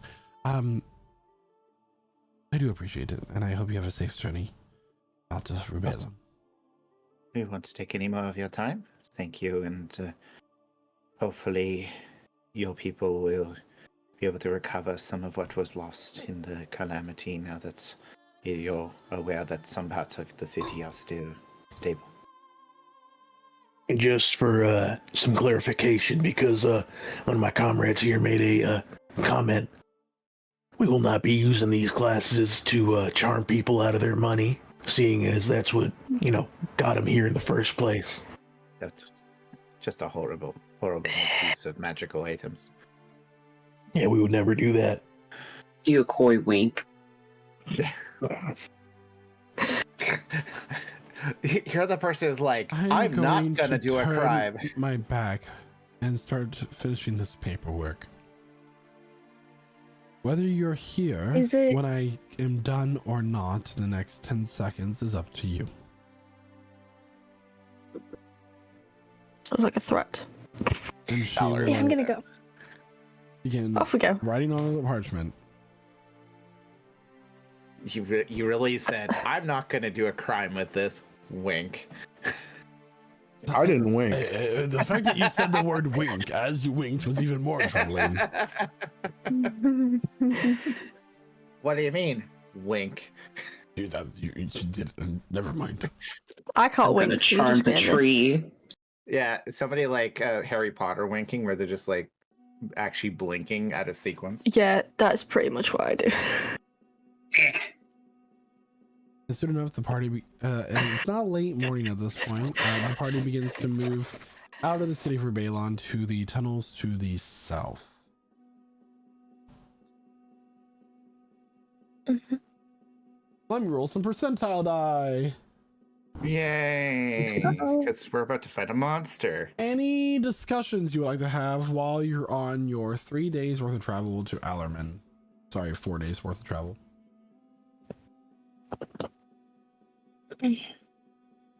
Oh, before we left, Valerie would have arranged to mail a letter. Okay. Which, yeah. The letter that got read in as my recap in the last session. Emelyne, during the travels, would like to do two things. In combination with each other. Every night or whatever, when we take a break. She'd like to go ahead and check on everyone, if they're okay with that. Just a couple people every day. Get a physical going on, just making sure everyone's vital signs are good. Because I still have yet to discover why everyone was resurrected. And then in addition, I'd like to paint everyone. Paint. Like draws. Like paint a picture of us or paint on us? Oh, a picture of you. Just a little. I was gonna say, just a paint little flower on mustache. my cheek. But that's how she'll spend the traveling. Can you make me look like a tiger? I can do that. Nah. No. It's like a festival, like a fair, state fair face painting.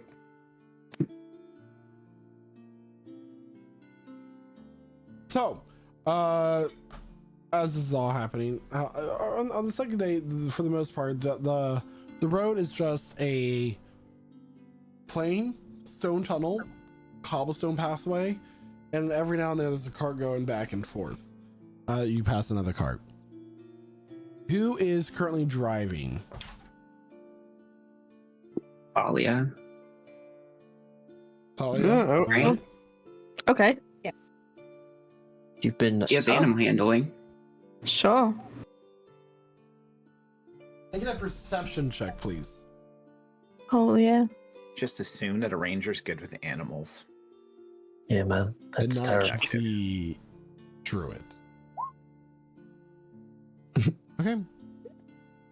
So, on the third day of your travel, make sure you have all marked 3 rations out of your character sheets, please. Talia, as you are continuing to drive the cart, you see a flash of blue up ahead, and you're starting to hear shouts of alarm. Oh. Oh no. Alarms are ringing. Alarms. Oh, no. Oh, hell no. Uh-oh. Are we able to get a visual on what the noise is? Make a perception check. Okay.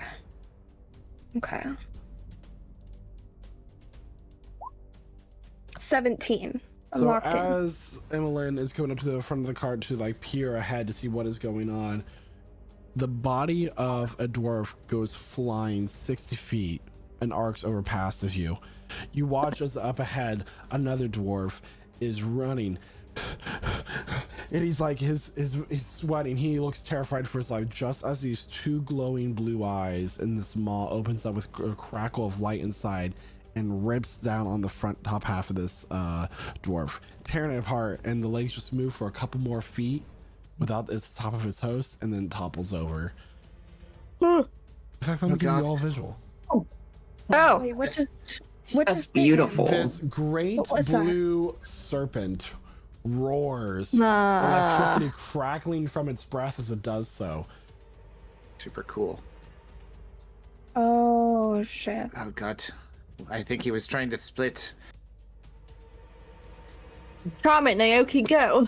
And with Speaking that, I need everybody to roll for initiative and just now. In and now. And a now. In the now of time. Right meow. Oh. Bro. Where are we, by the way? That at the Oh, for fuck's sake. Initiative. I always just now. initiative. I know, but I mean, is like, my are we enemy. in a tunnel? Do we have to be standing where we are here, or can we move ourselves before we roll initiative? You can move yourselves, but no further ahead than Valerie is currently. Okay. If you're in the see cart, it. you all need to be next to each other in the middle. If your Yeah. character's in the Okay. cart, you need to be in the middle. Emelyne you- is riding her horse. Okay. Wow. Well, for See? fuck's sake. Let me I gotta refresh. stay on patrol. I gotta stay on patrol. So, Hey, either you're goes in the that. cart or you're on your own horse. Diablo. Why Yeah, don't we swap? yeah, I don't mind that. Yeah. It did put me in the turn tracker for some reason, but let me roll again. I think it's because I've got my character sheet open in a separate window. What is your dexterity 23. modifier? Oh, Ooh, which one? It's gonna be Valerie, since that was one that determined that 23. +3. Plus, what's your dexterity score? Oh, it's 16. All right, roll d20 for me, please. Oh my god. Roll it. I got a 16. 15. All right. Monster goes first. Monster Diablo goes goes first. Yeah, I need to put myself in initiative order because it didn't work. So. Let me know when you're in the initiative and you have the. Yeah.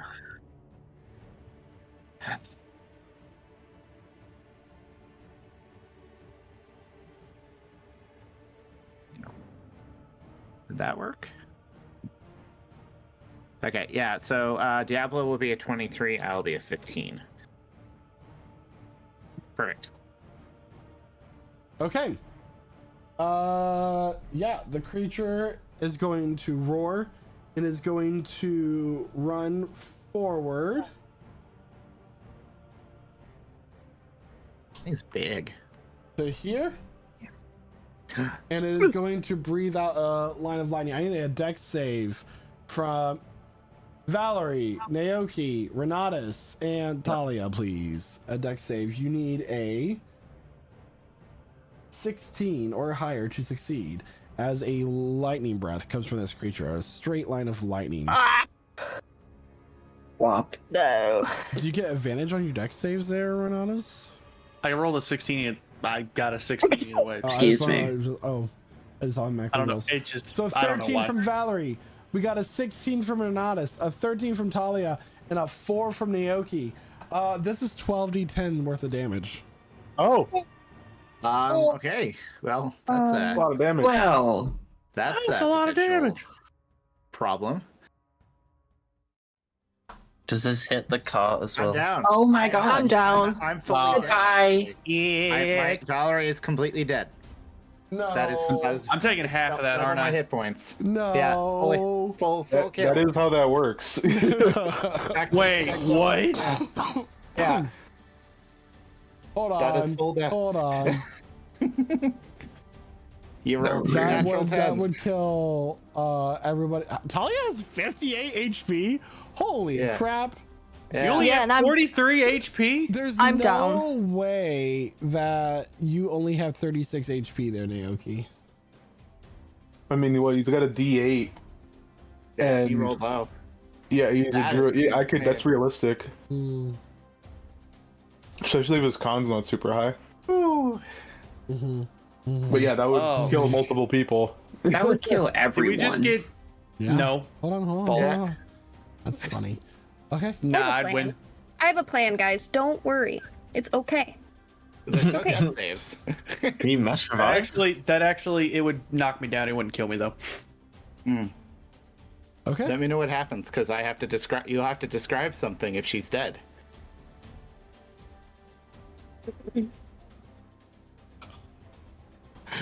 Yeah. Okay. As this line of lightning goes straight out and hitting the party square on, the cart gets destroyed. The horses that lead it immediately fried and are centered things on the ground.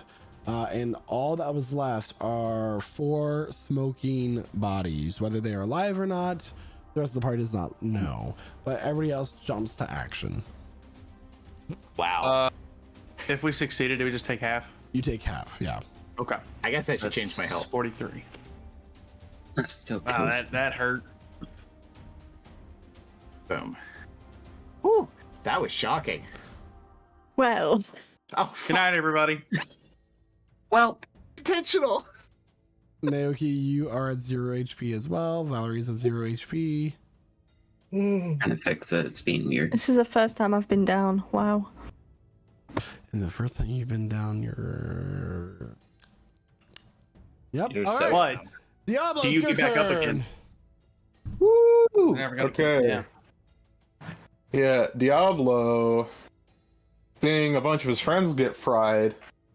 Let's just see. Let me think.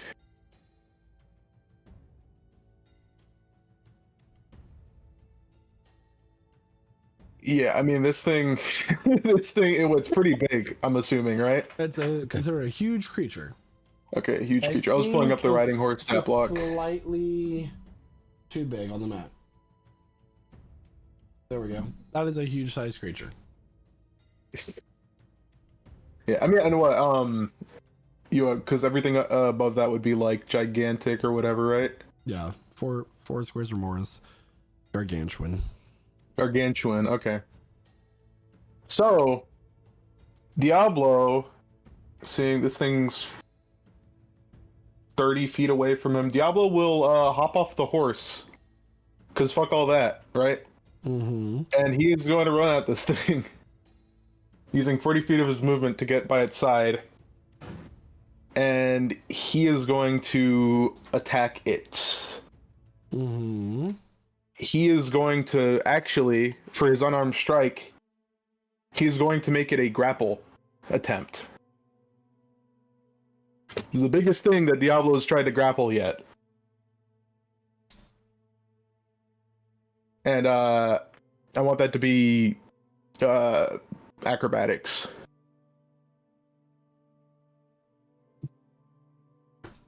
That's a natural 20 for a 23. Natural 20. Okay, so it isn't grappled. But he will make an attack against it.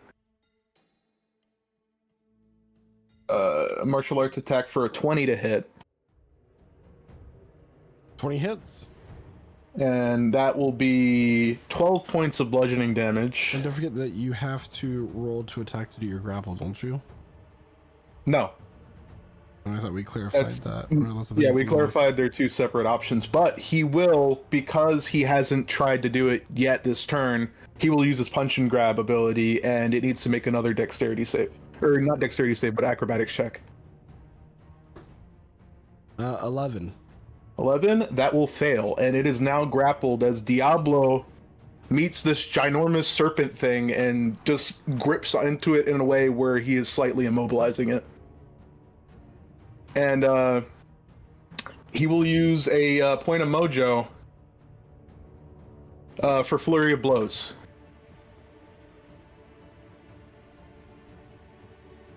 So that's going to be a 16 to hit. 16 will miss. Okay. But you do get advantage because it's grapple, don't you? I think so. I haven't checked that. I think I do. Okay. Probably important to know that if your whole class is centered around grappling. Yeah, it's just been a minute since I've actually grappled something, at least. One moment.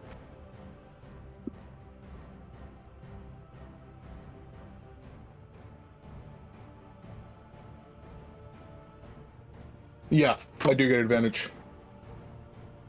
So, let me roll that once more.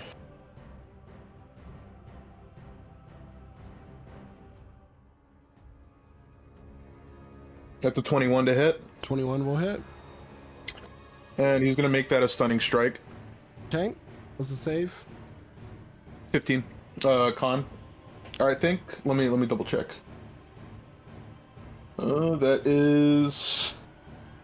Yeah. You have 19. 15 con. 19. Okay. Succeeds. All right, and he'll make another attack against it for his final thing. And that will be a 25. 25 will hit. For 8 points of bludgeoning. 8 points of bludgeon damage. All right. So Diablo running up to the creature, grabbing onto it, and then hitting it 2 times. Diablo trying to find a vital point, but fails to do so, but still doing quite a bit of damage in his first turn. Anything else? Nope. That'll be it. All right. Talia, what are your last words?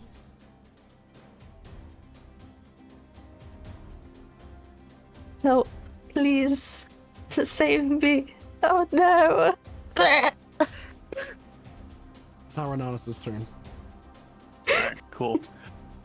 Okay, first things first here. I'm gonna cast False Life on myself. Get myself some extra hit points here, which, what, 10? So yeah, it's an automatic 10. Okay. And then...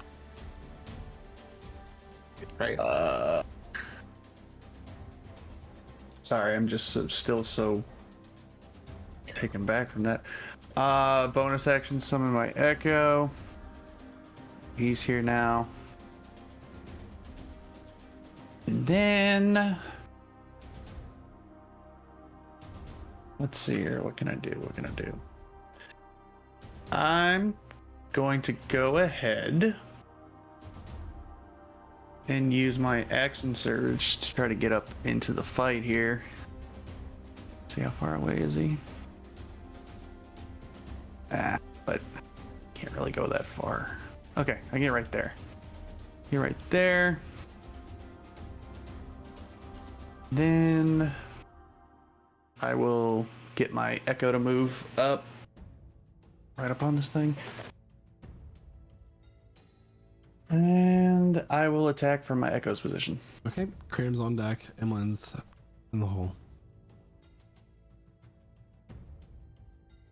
That is a dirty 20.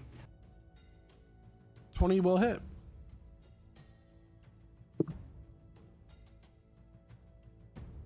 Or 6 slashing. 6 points of slash damage. All right. So Renanus preparing for the onslaught ahead, casts False Life on himself, and then summons his Echo to slash down onto the creature. I believe that's it from now. All right. Craum, it is now your turn. Okay. I'm gonna hop off this little horsey and run over to my dead friends. Valerie's the closest, so I'll just start like examining to see what if what I can do, if there's anything I can do to help.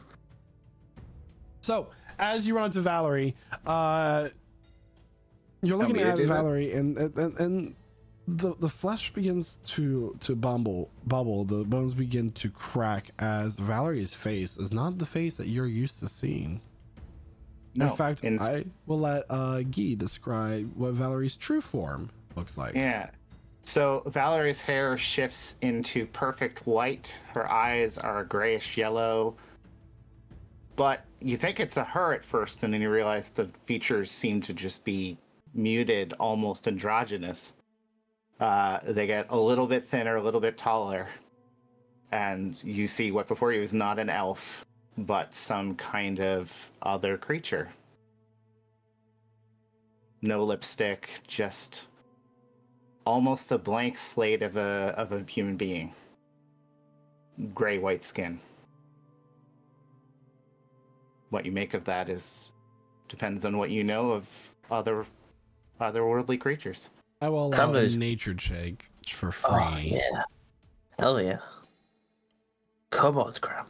You've got this. 12. 12. You do not know what kind of creature this is.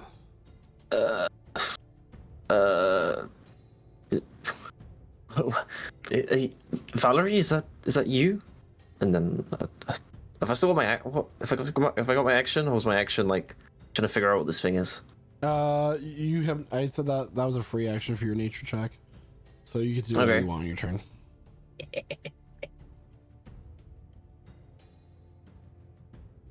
Oh boy.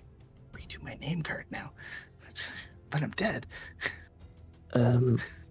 What the hell? I don't know what to do. Fireball at this thing. All right. That's easy, isn't it? I'm gonna shoot it like over here so it doesn't hit the clone Fireball and is Diablo. always a good answer. But I'm going to bonus action use. Sorry, I'm so lost. Transmutate spell, bonus action, use a sorcery point, transmutate spell from fireball into acid ball. Please, can I have a dex save of 17? Pretty please. 16, so take full damage. He fails. So this will be 8d6 acid damage. Because of Elemental Adept Acid, the 1s turn into 2s, so that is actually 28 acid damage. 28 acid damage, okay. That should make the math a little bit easier for me. Believe it or not. Now I'm going to free action cry, because I get another free action. Alright, so Craum, summoning this powerful explosive spell transmutes the energy into that of acid. The acid splashes over this creature's skin. It begins to sizzle and burn, revealing the muscly and bony material comprising its body beneath the skin. With that, the creature roars up into the air, electricity crackling from its mouth, starting to regain that power within its throat and from wherever it is transmuted from. However, it does not appear to be quite ready yet. It is now Emmeline's turn. Yes, and question, am I able to cast suggestion on it, even though it's taken damage? What languages do you know? I know Common, Undercommon, Elvish, and then Sign Language. It does not speak any of those. Hold on.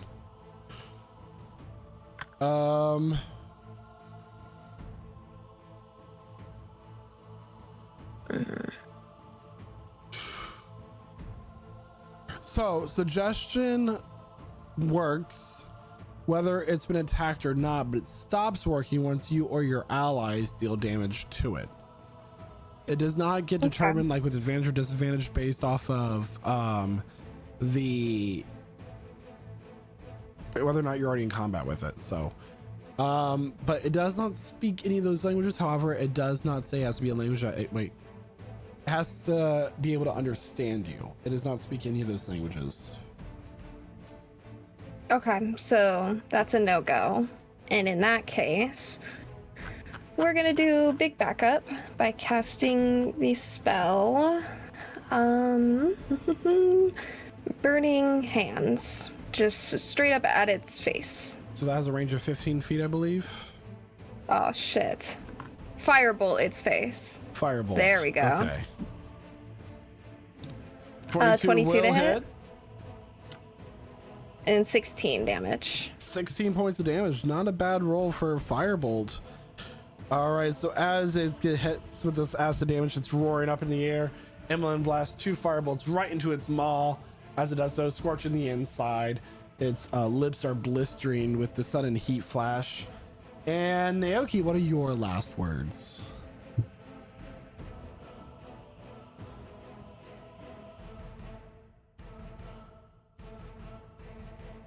I guess this flower's finally wilted. As he puts on the shades and just falls gracefully to the ground. That's Oh so my. funny. Okay. Valerie. What are your last words as Craum has run up to you? He casts acid ball and then looks back down at you. Yeah. So Valerie, or this thing will reach up, seeing not Craum, but seeing their mother, and say, "Mother, was it enough? Can I stop hurting people now?" And their hand falls. Oh, that's so sad. What And the that hell? is Valerie's real voice. This whole time. It is now the creature's turn. This creature is roaring. It's being held down by Diablo. It's going to reach down and bite Diablo with its jaws. That is going to be a 27 to hit. It hits.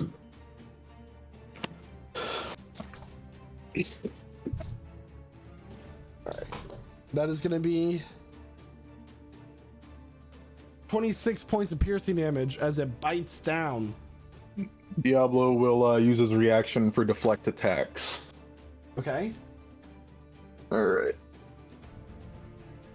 Which is gonna be... Let's see this. It's 8 plus 4 plus 5, so 8 plus 9. That's 17 points. It's reduced by 17 points, so that was at 10, you said? It was... Sorry.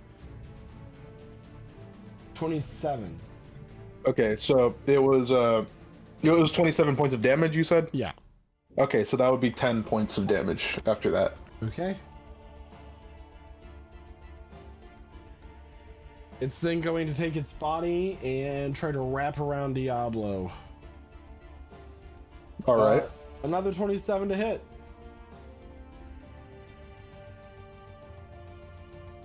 Yeah, that hits. Alright, that's going to be 24 points of bludgeoning damage plus...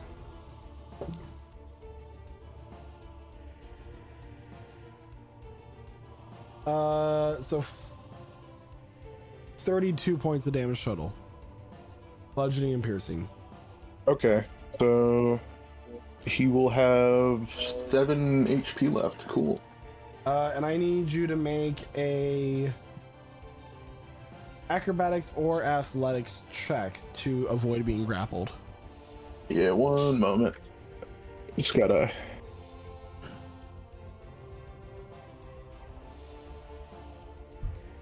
Wait, how much damage did you say was total? I already got rid of the dice. I think I said It was 30... We'll say 32. 32? Okay, so... That sounds I right. misread. I have 12. Or I have 17... No. I have more than I thought I had. I have 12 left. Okay. Or 17 left. Sorry.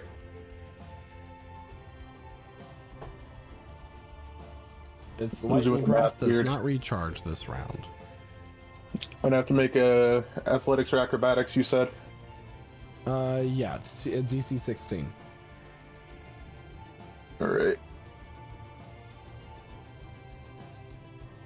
DC 16. Oof, that's a 9. Alright, you are also grappled by the creature, so mutual grapple. Okay. You grab onto it, it grabs onto you. And with that, it is Diablo's turn. Okay. So, this is a silly situation. Really silly. A pretty silly situation we've got here. I've been grappled.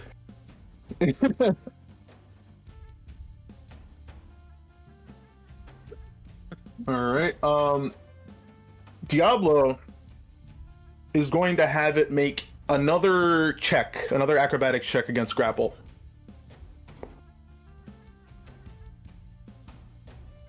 Okay. So you're gonna make the check, you said? Or it needs No, to be it needs to make the check, yeah. Acrobatics. Acrobatics, that will be a 21. Okay, so it succeeds. So Diablo kind of wrestles against it, but nothing happens. And with that, he'll make some attacks against it.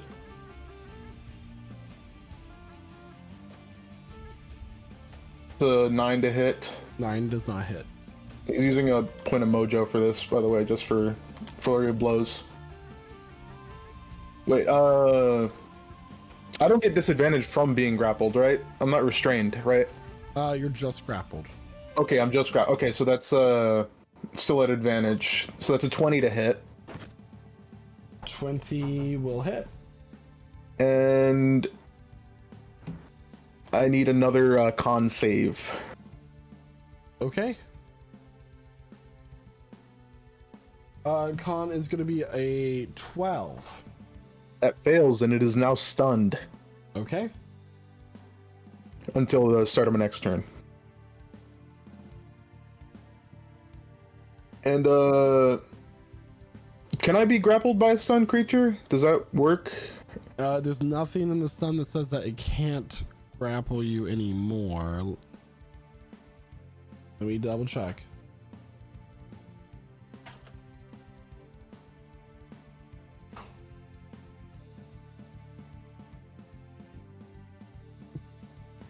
It does not incapacitate them, so they auto fail strength and dex saves.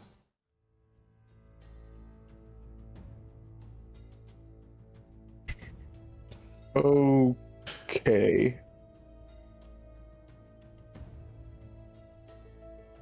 Alright.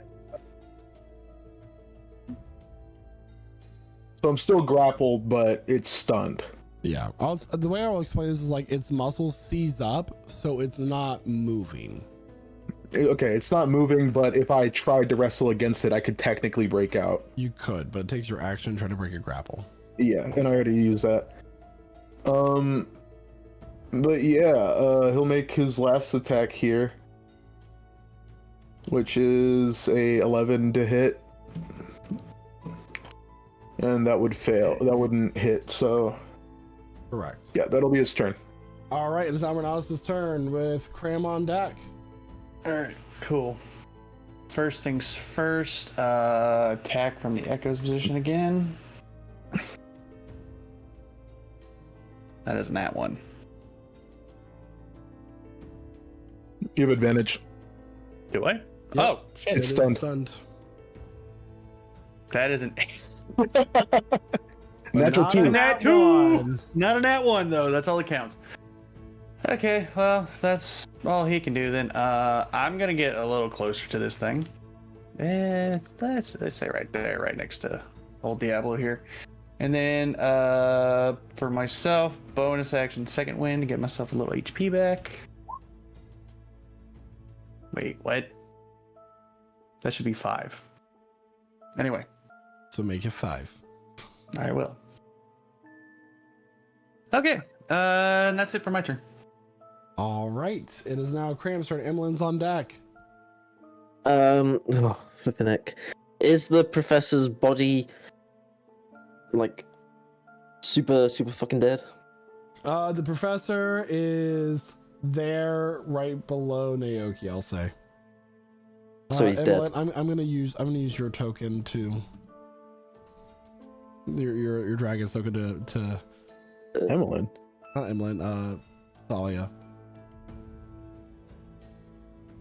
Is it super dead? It appears so. Super dead. Okay. He's dead. What kind of action is it to take a bag of holding off someone? An action. Interacting with an object is a free action. Oh, free. There you go. To Well, search the bag of holding is your action. I'm taking the bag of holding and putting it on my belt. Okay. It explodes. And that's a free action.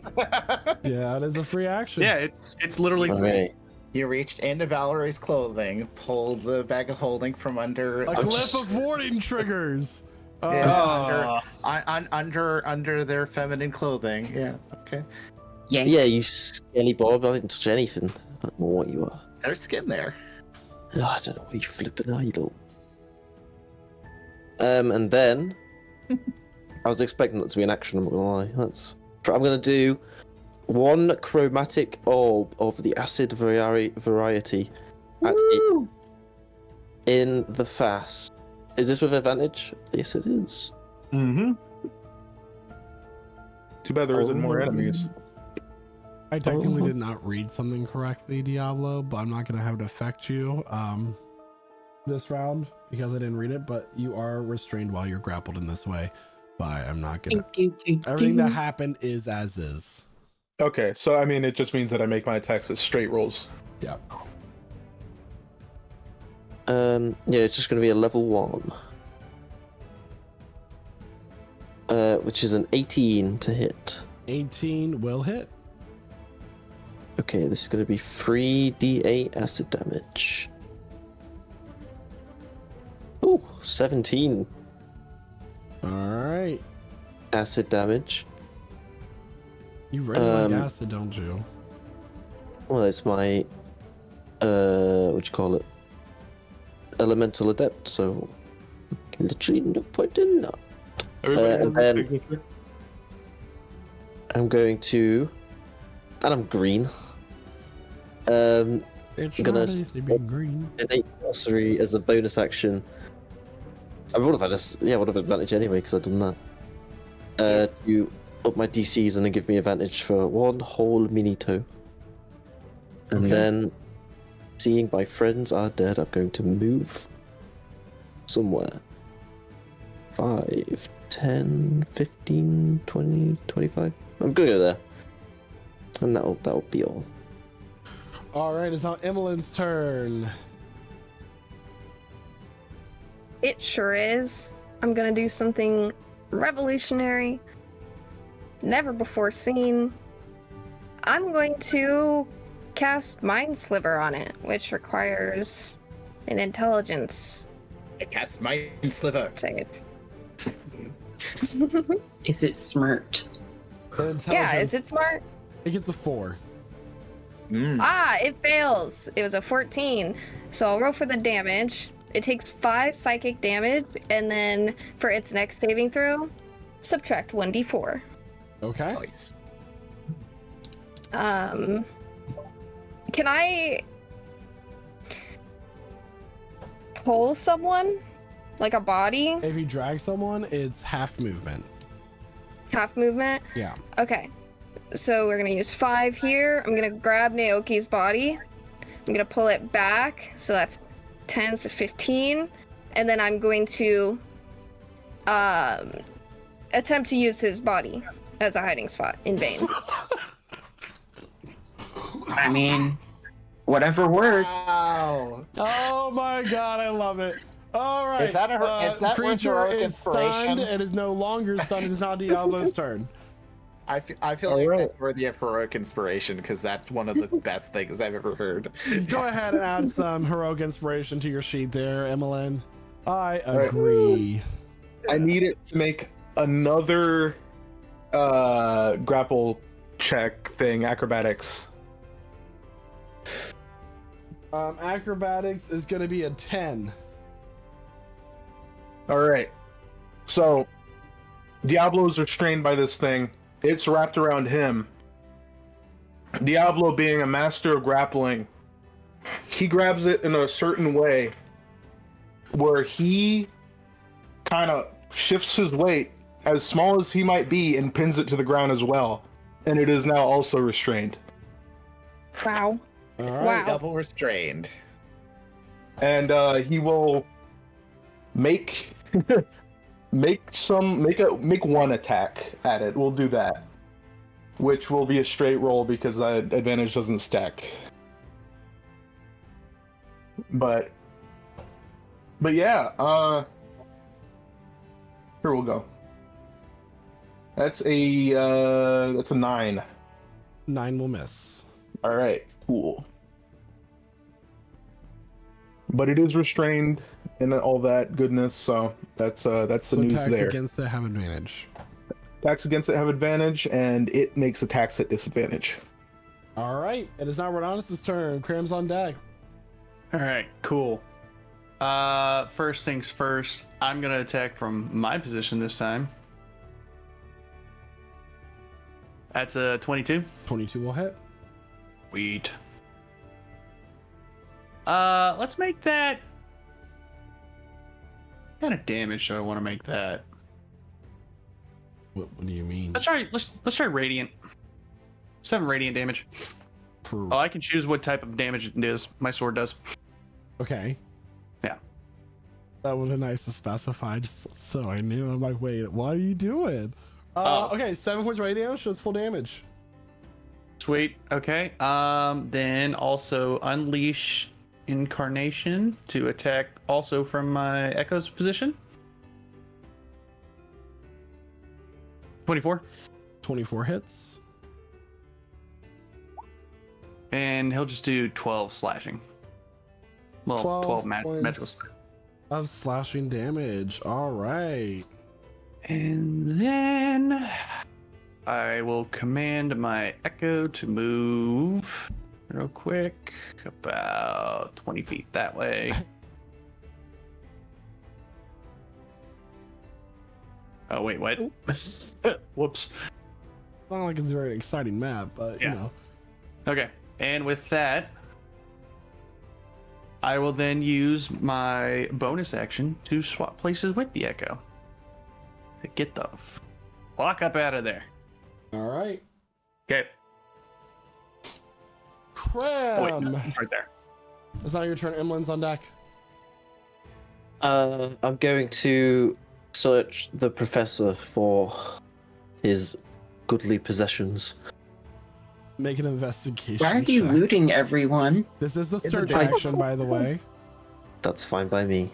It's still a fight. We might have something like a good emergency tool. Natural 20. Natural 20. All right. Get a scroll of revivify. This ain't Baldur's Gate. He has a pouch containing money. There is a map, some very valuable notes of the ruins, and then there is a let me see what I'm trying to say here. You find a mace. Awesome. Okay, then I'm gonna bonus action healing word Diablo at level 2. 7. Okay. Fire. Mass heal. So 4d4 plus 5. All right. So Fire. that's 8 plus 5. 5. So that's That 13. number. All right, cool. Then- Anything helps. Anything helps. I'm gonna run away. 5, 10, 15, 20, 25, 30. Over here. Emelyne, My turn? it's your turn. Let's get it. We're going to nuke his mind again. That I need an intelligence saving throw. 5. All right, he'll Sorry, take 7. 8 points. Whoa. Still taking that 8 points of that psychic damage. All right. And Game with changer, this bro. damage- Okay. Yeah. Alright. Wait, why is I'm gonna also move. With my body? No, I'll leave yours. Actually, yes, I'll drag it with me. So that'll be, let's see. That's 1, enough. 2, 3. Yeah. Right there. That's all 30 feet. Agree. Yep. All right. The I'm creature's not- going to continue to squeeze around Diablo. That is going to be a 17. That's a straight roll against you. As a straight roll. Yeah. Okay, yeah, no, that doesn't work. The 17 doesn't hit. Nope. Okay, that's going to bite against you. That is going to be a 29 to hit. Yeah, that does. Okay.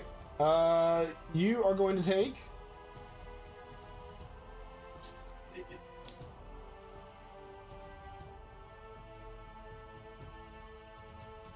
29 points of piercing damage, and you are swallowed by the creature.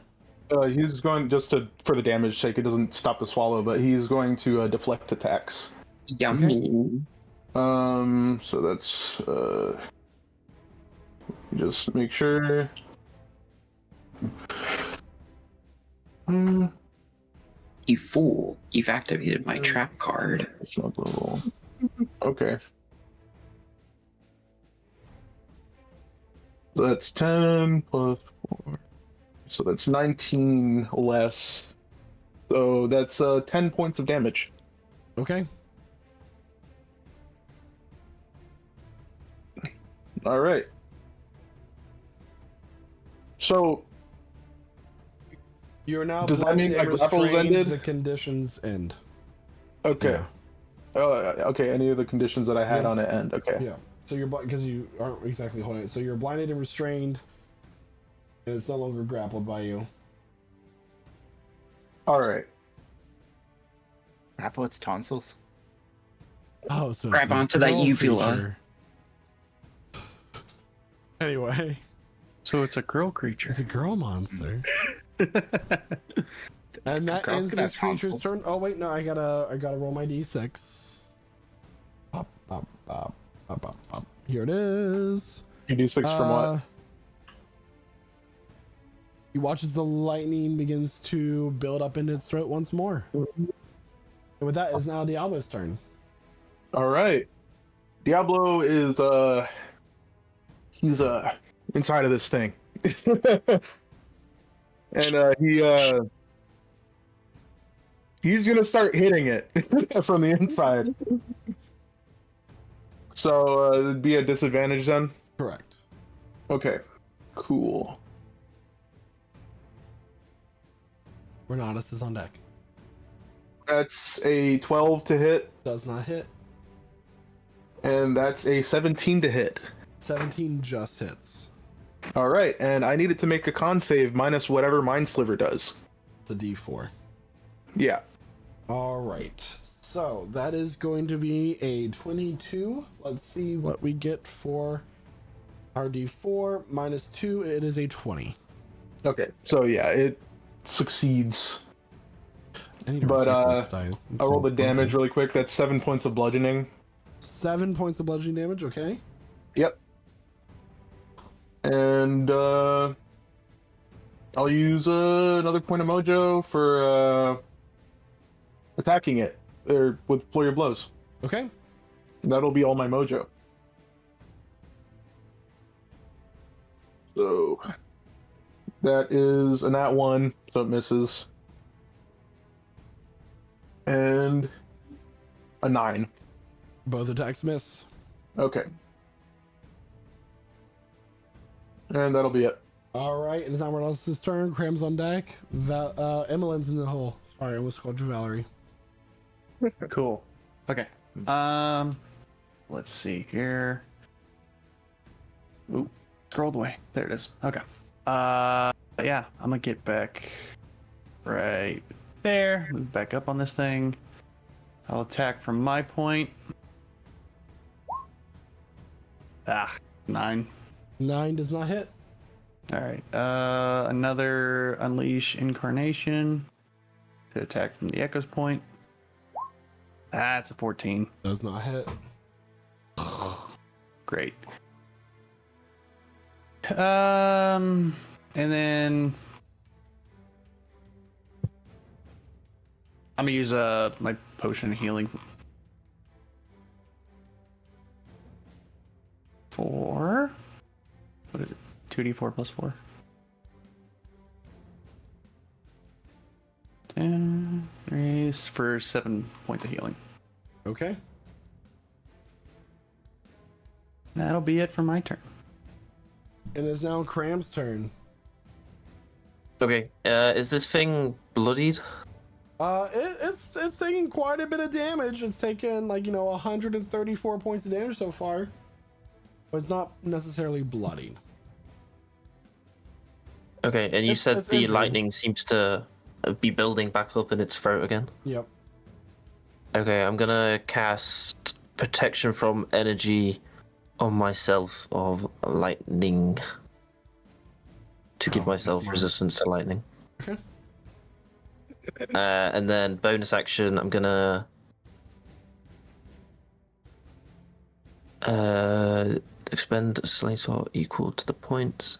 I'm going to use 3 of my sorcery points to turn them into a level 3 spell slot. I think. Okay. I read it wrong. No, that's all and then that shall be all. All right, Emelyne, it's now your turn. All right. Wow. Okay, I was gonna firebolt 10. Does that hit? It does not hit. Sweet. We're going to continue moving, pulling the body. God damn. Continue. This body has a name. You also have Naoki. I'm sorry. I can't associate too hard. It makes me sad. That's my At least turn. you aren't looting your friends. Yet. Get some shade going on right now. I love it. Give it time. Give it time. Can the dead people stay quiet, please? Yeah, you're ruining our emerging. I'm gonna haunt your ass for that one.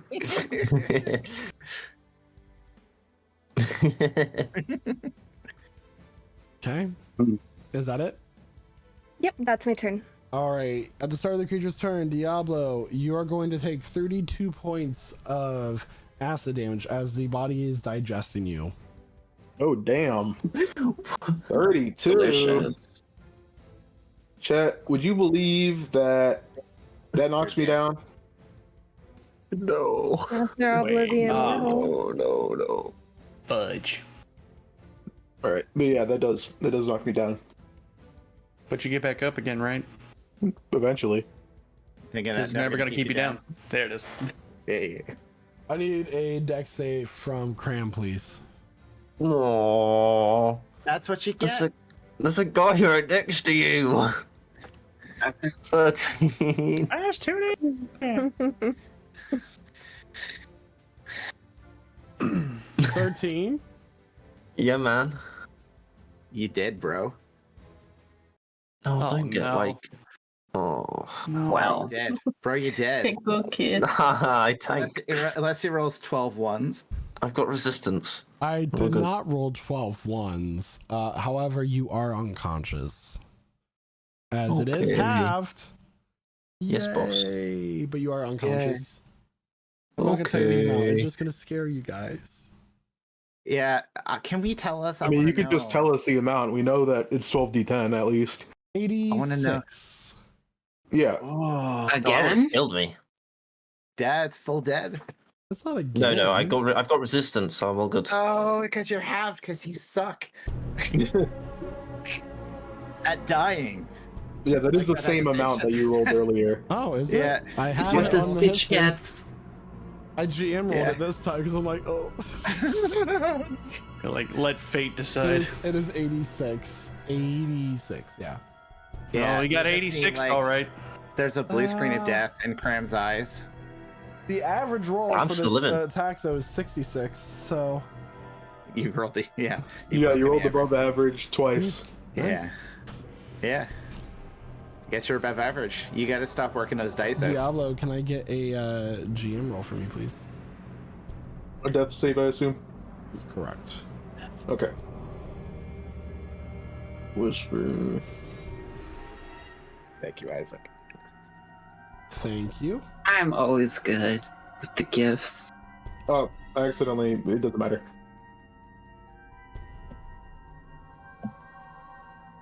Same thing either way.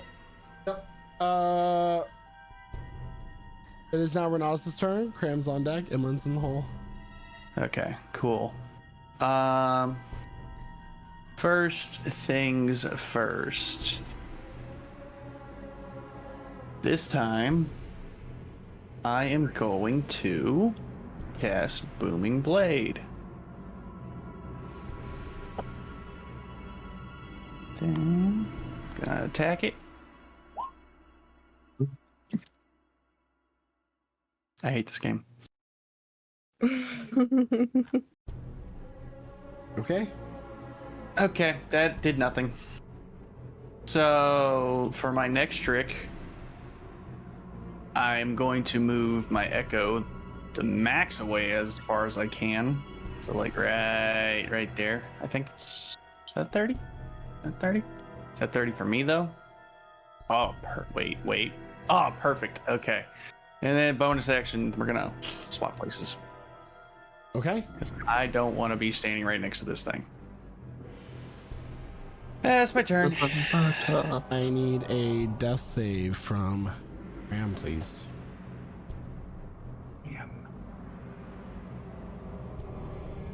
Huzzah!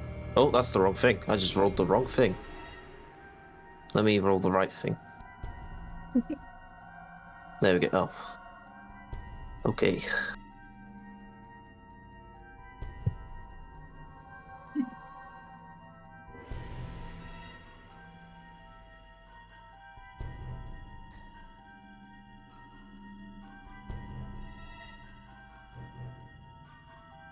Did you get it? I got it. Mm-hmm. Cool. Okay. Awesome sauce. Okay. Emily, That was it's the your best turn. poker face ever. I was gonna say, I was like, Oh, what's I going have a on? great poker face. Y'all never know what I'm truly feeling. That's a lie. It's the truth. Hopefully, afraid. As Lie. Emelyne points her finger at the creature, I need it to make a wisdom saving throw for Toll the Dead. Ooh. Ooh. Was it dead? 6. It fails, so it will take Fine. 11 points of necrotic damage. All right. And she will continue using Naoki's sacrifice as her shield. Diablo, you do get 1 fail added to your counter. Okay. At the start of this creature's turn. The creature is going to bite at the echo. Okay. It does Yummy. not know the difference between the two. That is a 23 to hit. The echo is just automatically gone. Yeah, it's poof, gone. And the creature is going to move this way towards Renatus. No. The echo tastes like spearmint, by the way. Ah, oh, Ooh. wow. Oh, hi. You're right there on me. It's Okay. good. It lifted up. Yum yum. Diablo comes with. Oh. Yeah. That is a natural 2 for a 12 to hit. That does not hit. As it tries to You really- wrap its tail around you, you manage to duck out of the way. Diablo, I need a GM death save, please, and then Renatus' turn us after that. You really drew out that natural, like I was expecting to be net. That's a natural It is now. 2. That's a natural And 2. forgot to move my token with you. It is now Renatus' turn. Cram's on deck. Cool. Okay. Quick thinking. Quick thinking. It's not quick thinking at all, actually. That's Okay. okay. But if I do that, I can't use my bonus action. Screw it. We are going to do. I'm probably gonna regret this, but I'm gonna cast Hex on it. Okay.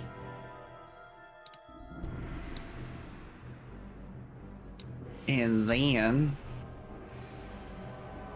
that's really all I can do this turn. Wait, no, not true. What is Hex do? I'll look it up. It's X. yeah. So it's it's basically deal cursed. 1 extra 1d6 necrotic damage whenever you deal damage. Cool. Yeah, which I just realized it was probably a bad idea. And then bonus Never a bad idea. action, second wind again, just for a little extra hit points, Okay. for a total of 12. Not bad that time. All right. It is now Cram's turn. Thank you so much. It is now Emmeline's turn. Wow, just like completely stone-faced. I love that. She is going to require a wisdom saving throw once again. Natural 1. wow. We love it. We love the Crit. So Sweet. rare. That'll be 16 points of damage as Okay. this bell continues to ring all up in its ears. Its And ears begin she- to bleed.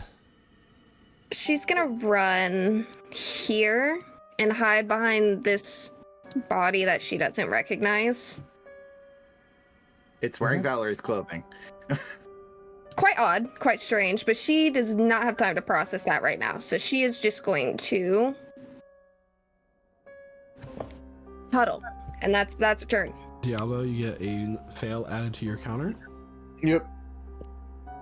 And it's going to make a bite attack against Renatus. No. This is why I said this was a mistake.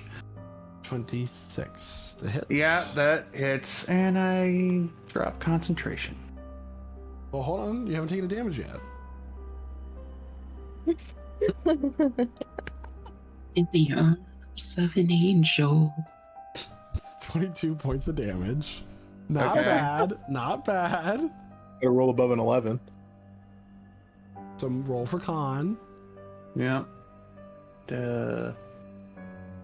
What, a con save, or? Yeah. Yeah. So you do lose concentration. I lost concentration. There it is. Barely.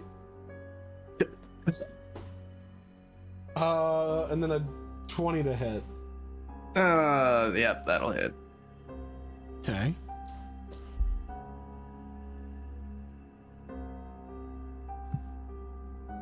And that's gonna be 23 points of damage. And you're Okay. now grappled and restrained by the creature. Gross.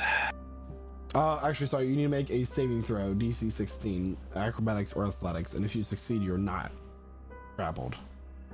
Okay. 1 second. Ooh, not that much. Nope. Okay. Okay, we're good. Alright. What was it again? A DC 16, acrobatics or athletics, you get to choose. I'll go with that. Acrobatics.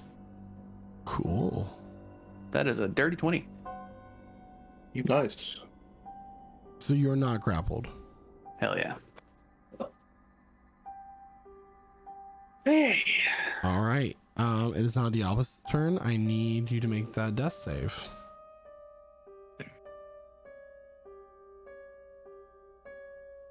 Is that it? I don't know if that's the... Yeah, that is it. Cool.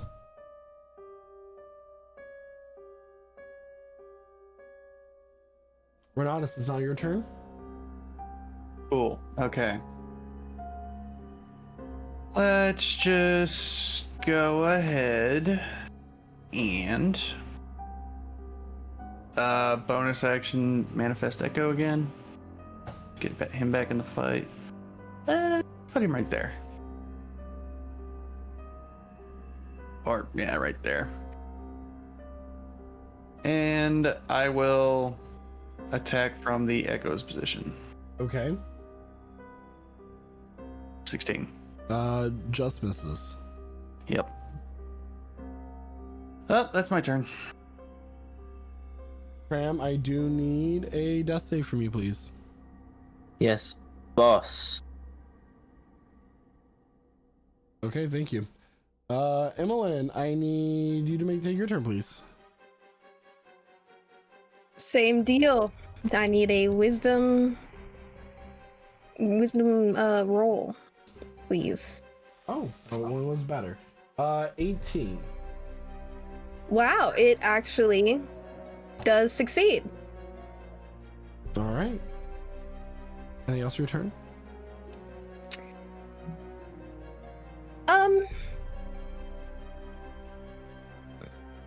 Nope, that's it. All right. Okay, the creature, lightning begins to build in its throat once more, and it is going to, let's see. Well, we're gonna have, okay. That's what we'll do then. It is going to, like, you watch as like lightning begins in its throat. There's this like lump, and it begins to move, and the creature is going to regurgitate Diablo. Ew. Oh, Diablo is going to appear here. Sorry, let me just move there. And then is going to, because I need to message you real fast, Diablo. Mm-hmm.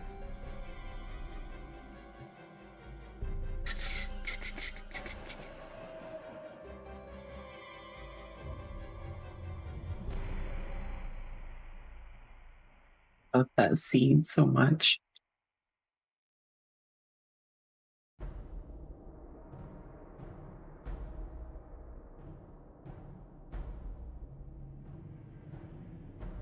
Excuse me.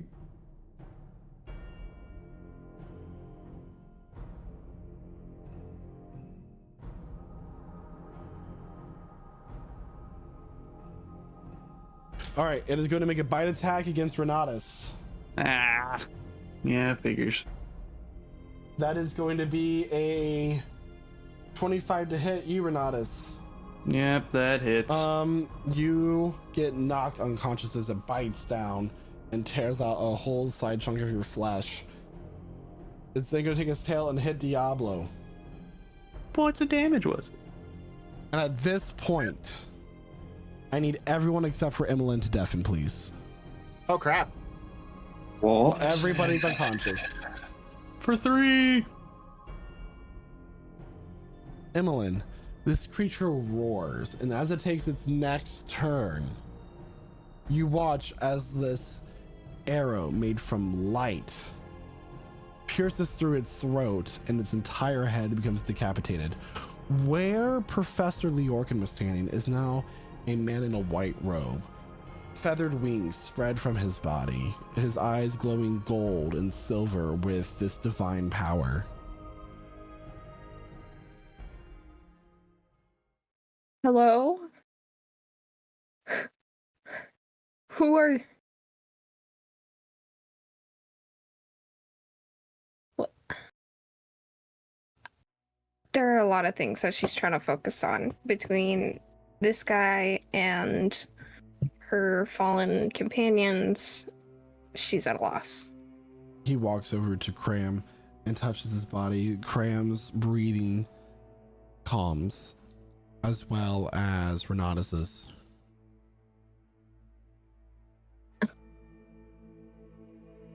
4 of your companions are dead.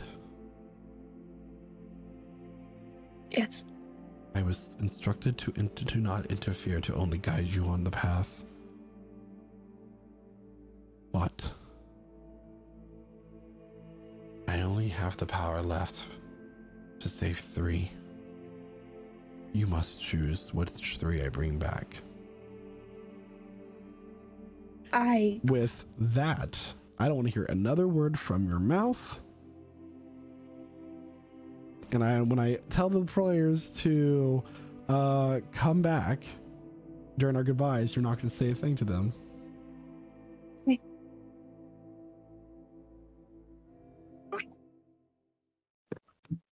Because what happens next is a story for another time. What? Well, everyone, that is where we're ending tonight's session. And I'm just going to go ahead and say that in order to keep things interesting, the only one who can do next week's summary is going to be Emelyne. So, if you are a player, I highly encourage you to not go back and watch the last couple bits of that session. I mean, it's rough because we're not going to be here. It's just her. It's going to be just a two-person session, you and Chloe. Oh, it's going to be fun, man. It's going to be so We can much make fun. it work, Michael. We're definitely going to make it have work. the chemistry. We're definitely going to make it work. That would be great, actually. I would love to see that.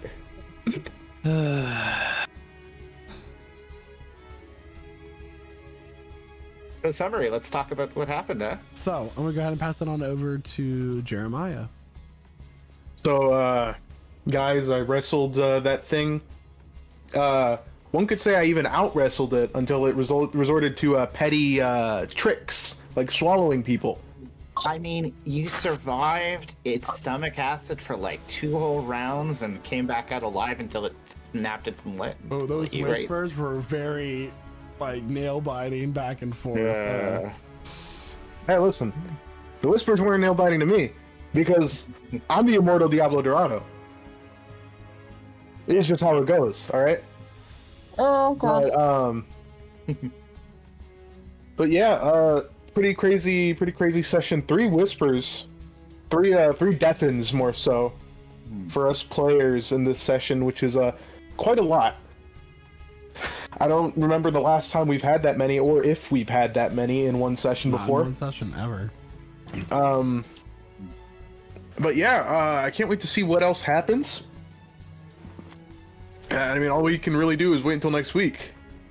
So with that, I'll pass it over to Quentin, who plays Renatus, our guy who I don't know. I mean, he was slashing at that thing for a while.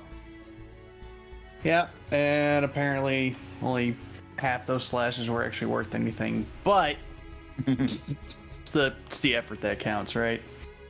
As I lay unconscious on the floor. But yeah, great session tonight. Great fight. Hopefully we actually are all still here next week. If not, see y'all in campaign 4. But In 2 weeks. Yeah, right. Yeah, great session all around. Great combat. A little bit of good RP in there as well. Can't really ask for more in a good D&D session. So, with that, I'll say, of course, thank you to everyone in chat who was chatting it up tonight. Thank you to all of our wonderful players for bringing this story to life, and thank you to our wonderful DM Michael for putting this story together, bringing us here each and every week to bring it to life. And yeah, that's all I got. So with that, I'll pass it over to Guy, who's playing Valerie? Question mark? Yeah. So you ever have one of those moments where you just lie to everyone you're playing with for like 15 whole sessions about the nature of your character, and the only way they can find out is you either let them know or your character dies? Well, guess which one we did first. That was fun. I have been literally holding on to that for a long time, and I'm not going to say what it is, even though some people play D&D for a long time know exactly what I'm playing. So we'll see what happens. I mean, is this the end of the entity that was Valerie? Will there be a story for another day? We'll find out. I'm going to pass it on to Josh, I believe. Sorry, I'm not used to passing it on to people anymore, I guess. Yes, I'm passing it on to the robot that was once played by Josh. I don't know what you mean. I'm gonna live, because I don't want to die, and that's how this game works. I decide I'm the boss. No, obviously not. Michael obviously decides everything. No, good session, good fight. Maybe. Probably not. We did pretty bad. Maybe I shouldn't have looted everyone. But I think it went as well as it could have. Karma. Go ahead. I don't know. What were you saying? I don't really have anything to say. Like, I had a good fun session until I died, and then I was like, oh well, now I'm dead. So It's part of D&D though. Like, dice tell the story. I mean, he could have rolled like 12 ones, and this would have been nothing. So it's very true. Collaborative storytelling, and death creates drama. Obviously, no, it was a very fun session. Very excited to see what happens next. And with that, I'll pass it on to Sneaky McSneaky over here, Emelyne, played by Chloe. Yes, and I find it to be very poetic that the group came into Emmeline's lives dead, and they also exit her life dead. So, full circle moment for her. Regardless of that, it was still a very exhilarating, fun session to play. I'm excited to do the summary. I'm excited to play with how I'm gonna do that. Like, that's gonna be really fun to get some insight there. But, yeah. I mean, what can you say? So, fun. Rest in peace, and I'm going to pass it on to the one, the only best body shield in the world, Naoki, played by Isaac. It was very fun, with the RP bits and everything. She lived, she served cunt, she died. Period. Well, TikTok, sorry. That's pretty much it. I'm very curious to see what happens next, but I'm gonna pass it over to Talia, who's played by Megan. Bro. It's not even like I went down. I just straight up fucking died. Just dead. Great. My dragon's gonna be left alone, looking at my dead body. Well, your being dragon's like, also dead. It poofed with you. But it's a draconic spirit. Close your that can mouth, come dude. back. You'll catch flies. Kevin's fine. He can come back. oh, I can't believe Listen. it. That first bit was like that one scene from the beginning of the story mode of fucking Smash Brothers Ultimate, where We everybody just starts bought getting beaten to gold. death. We just bought gold and silver.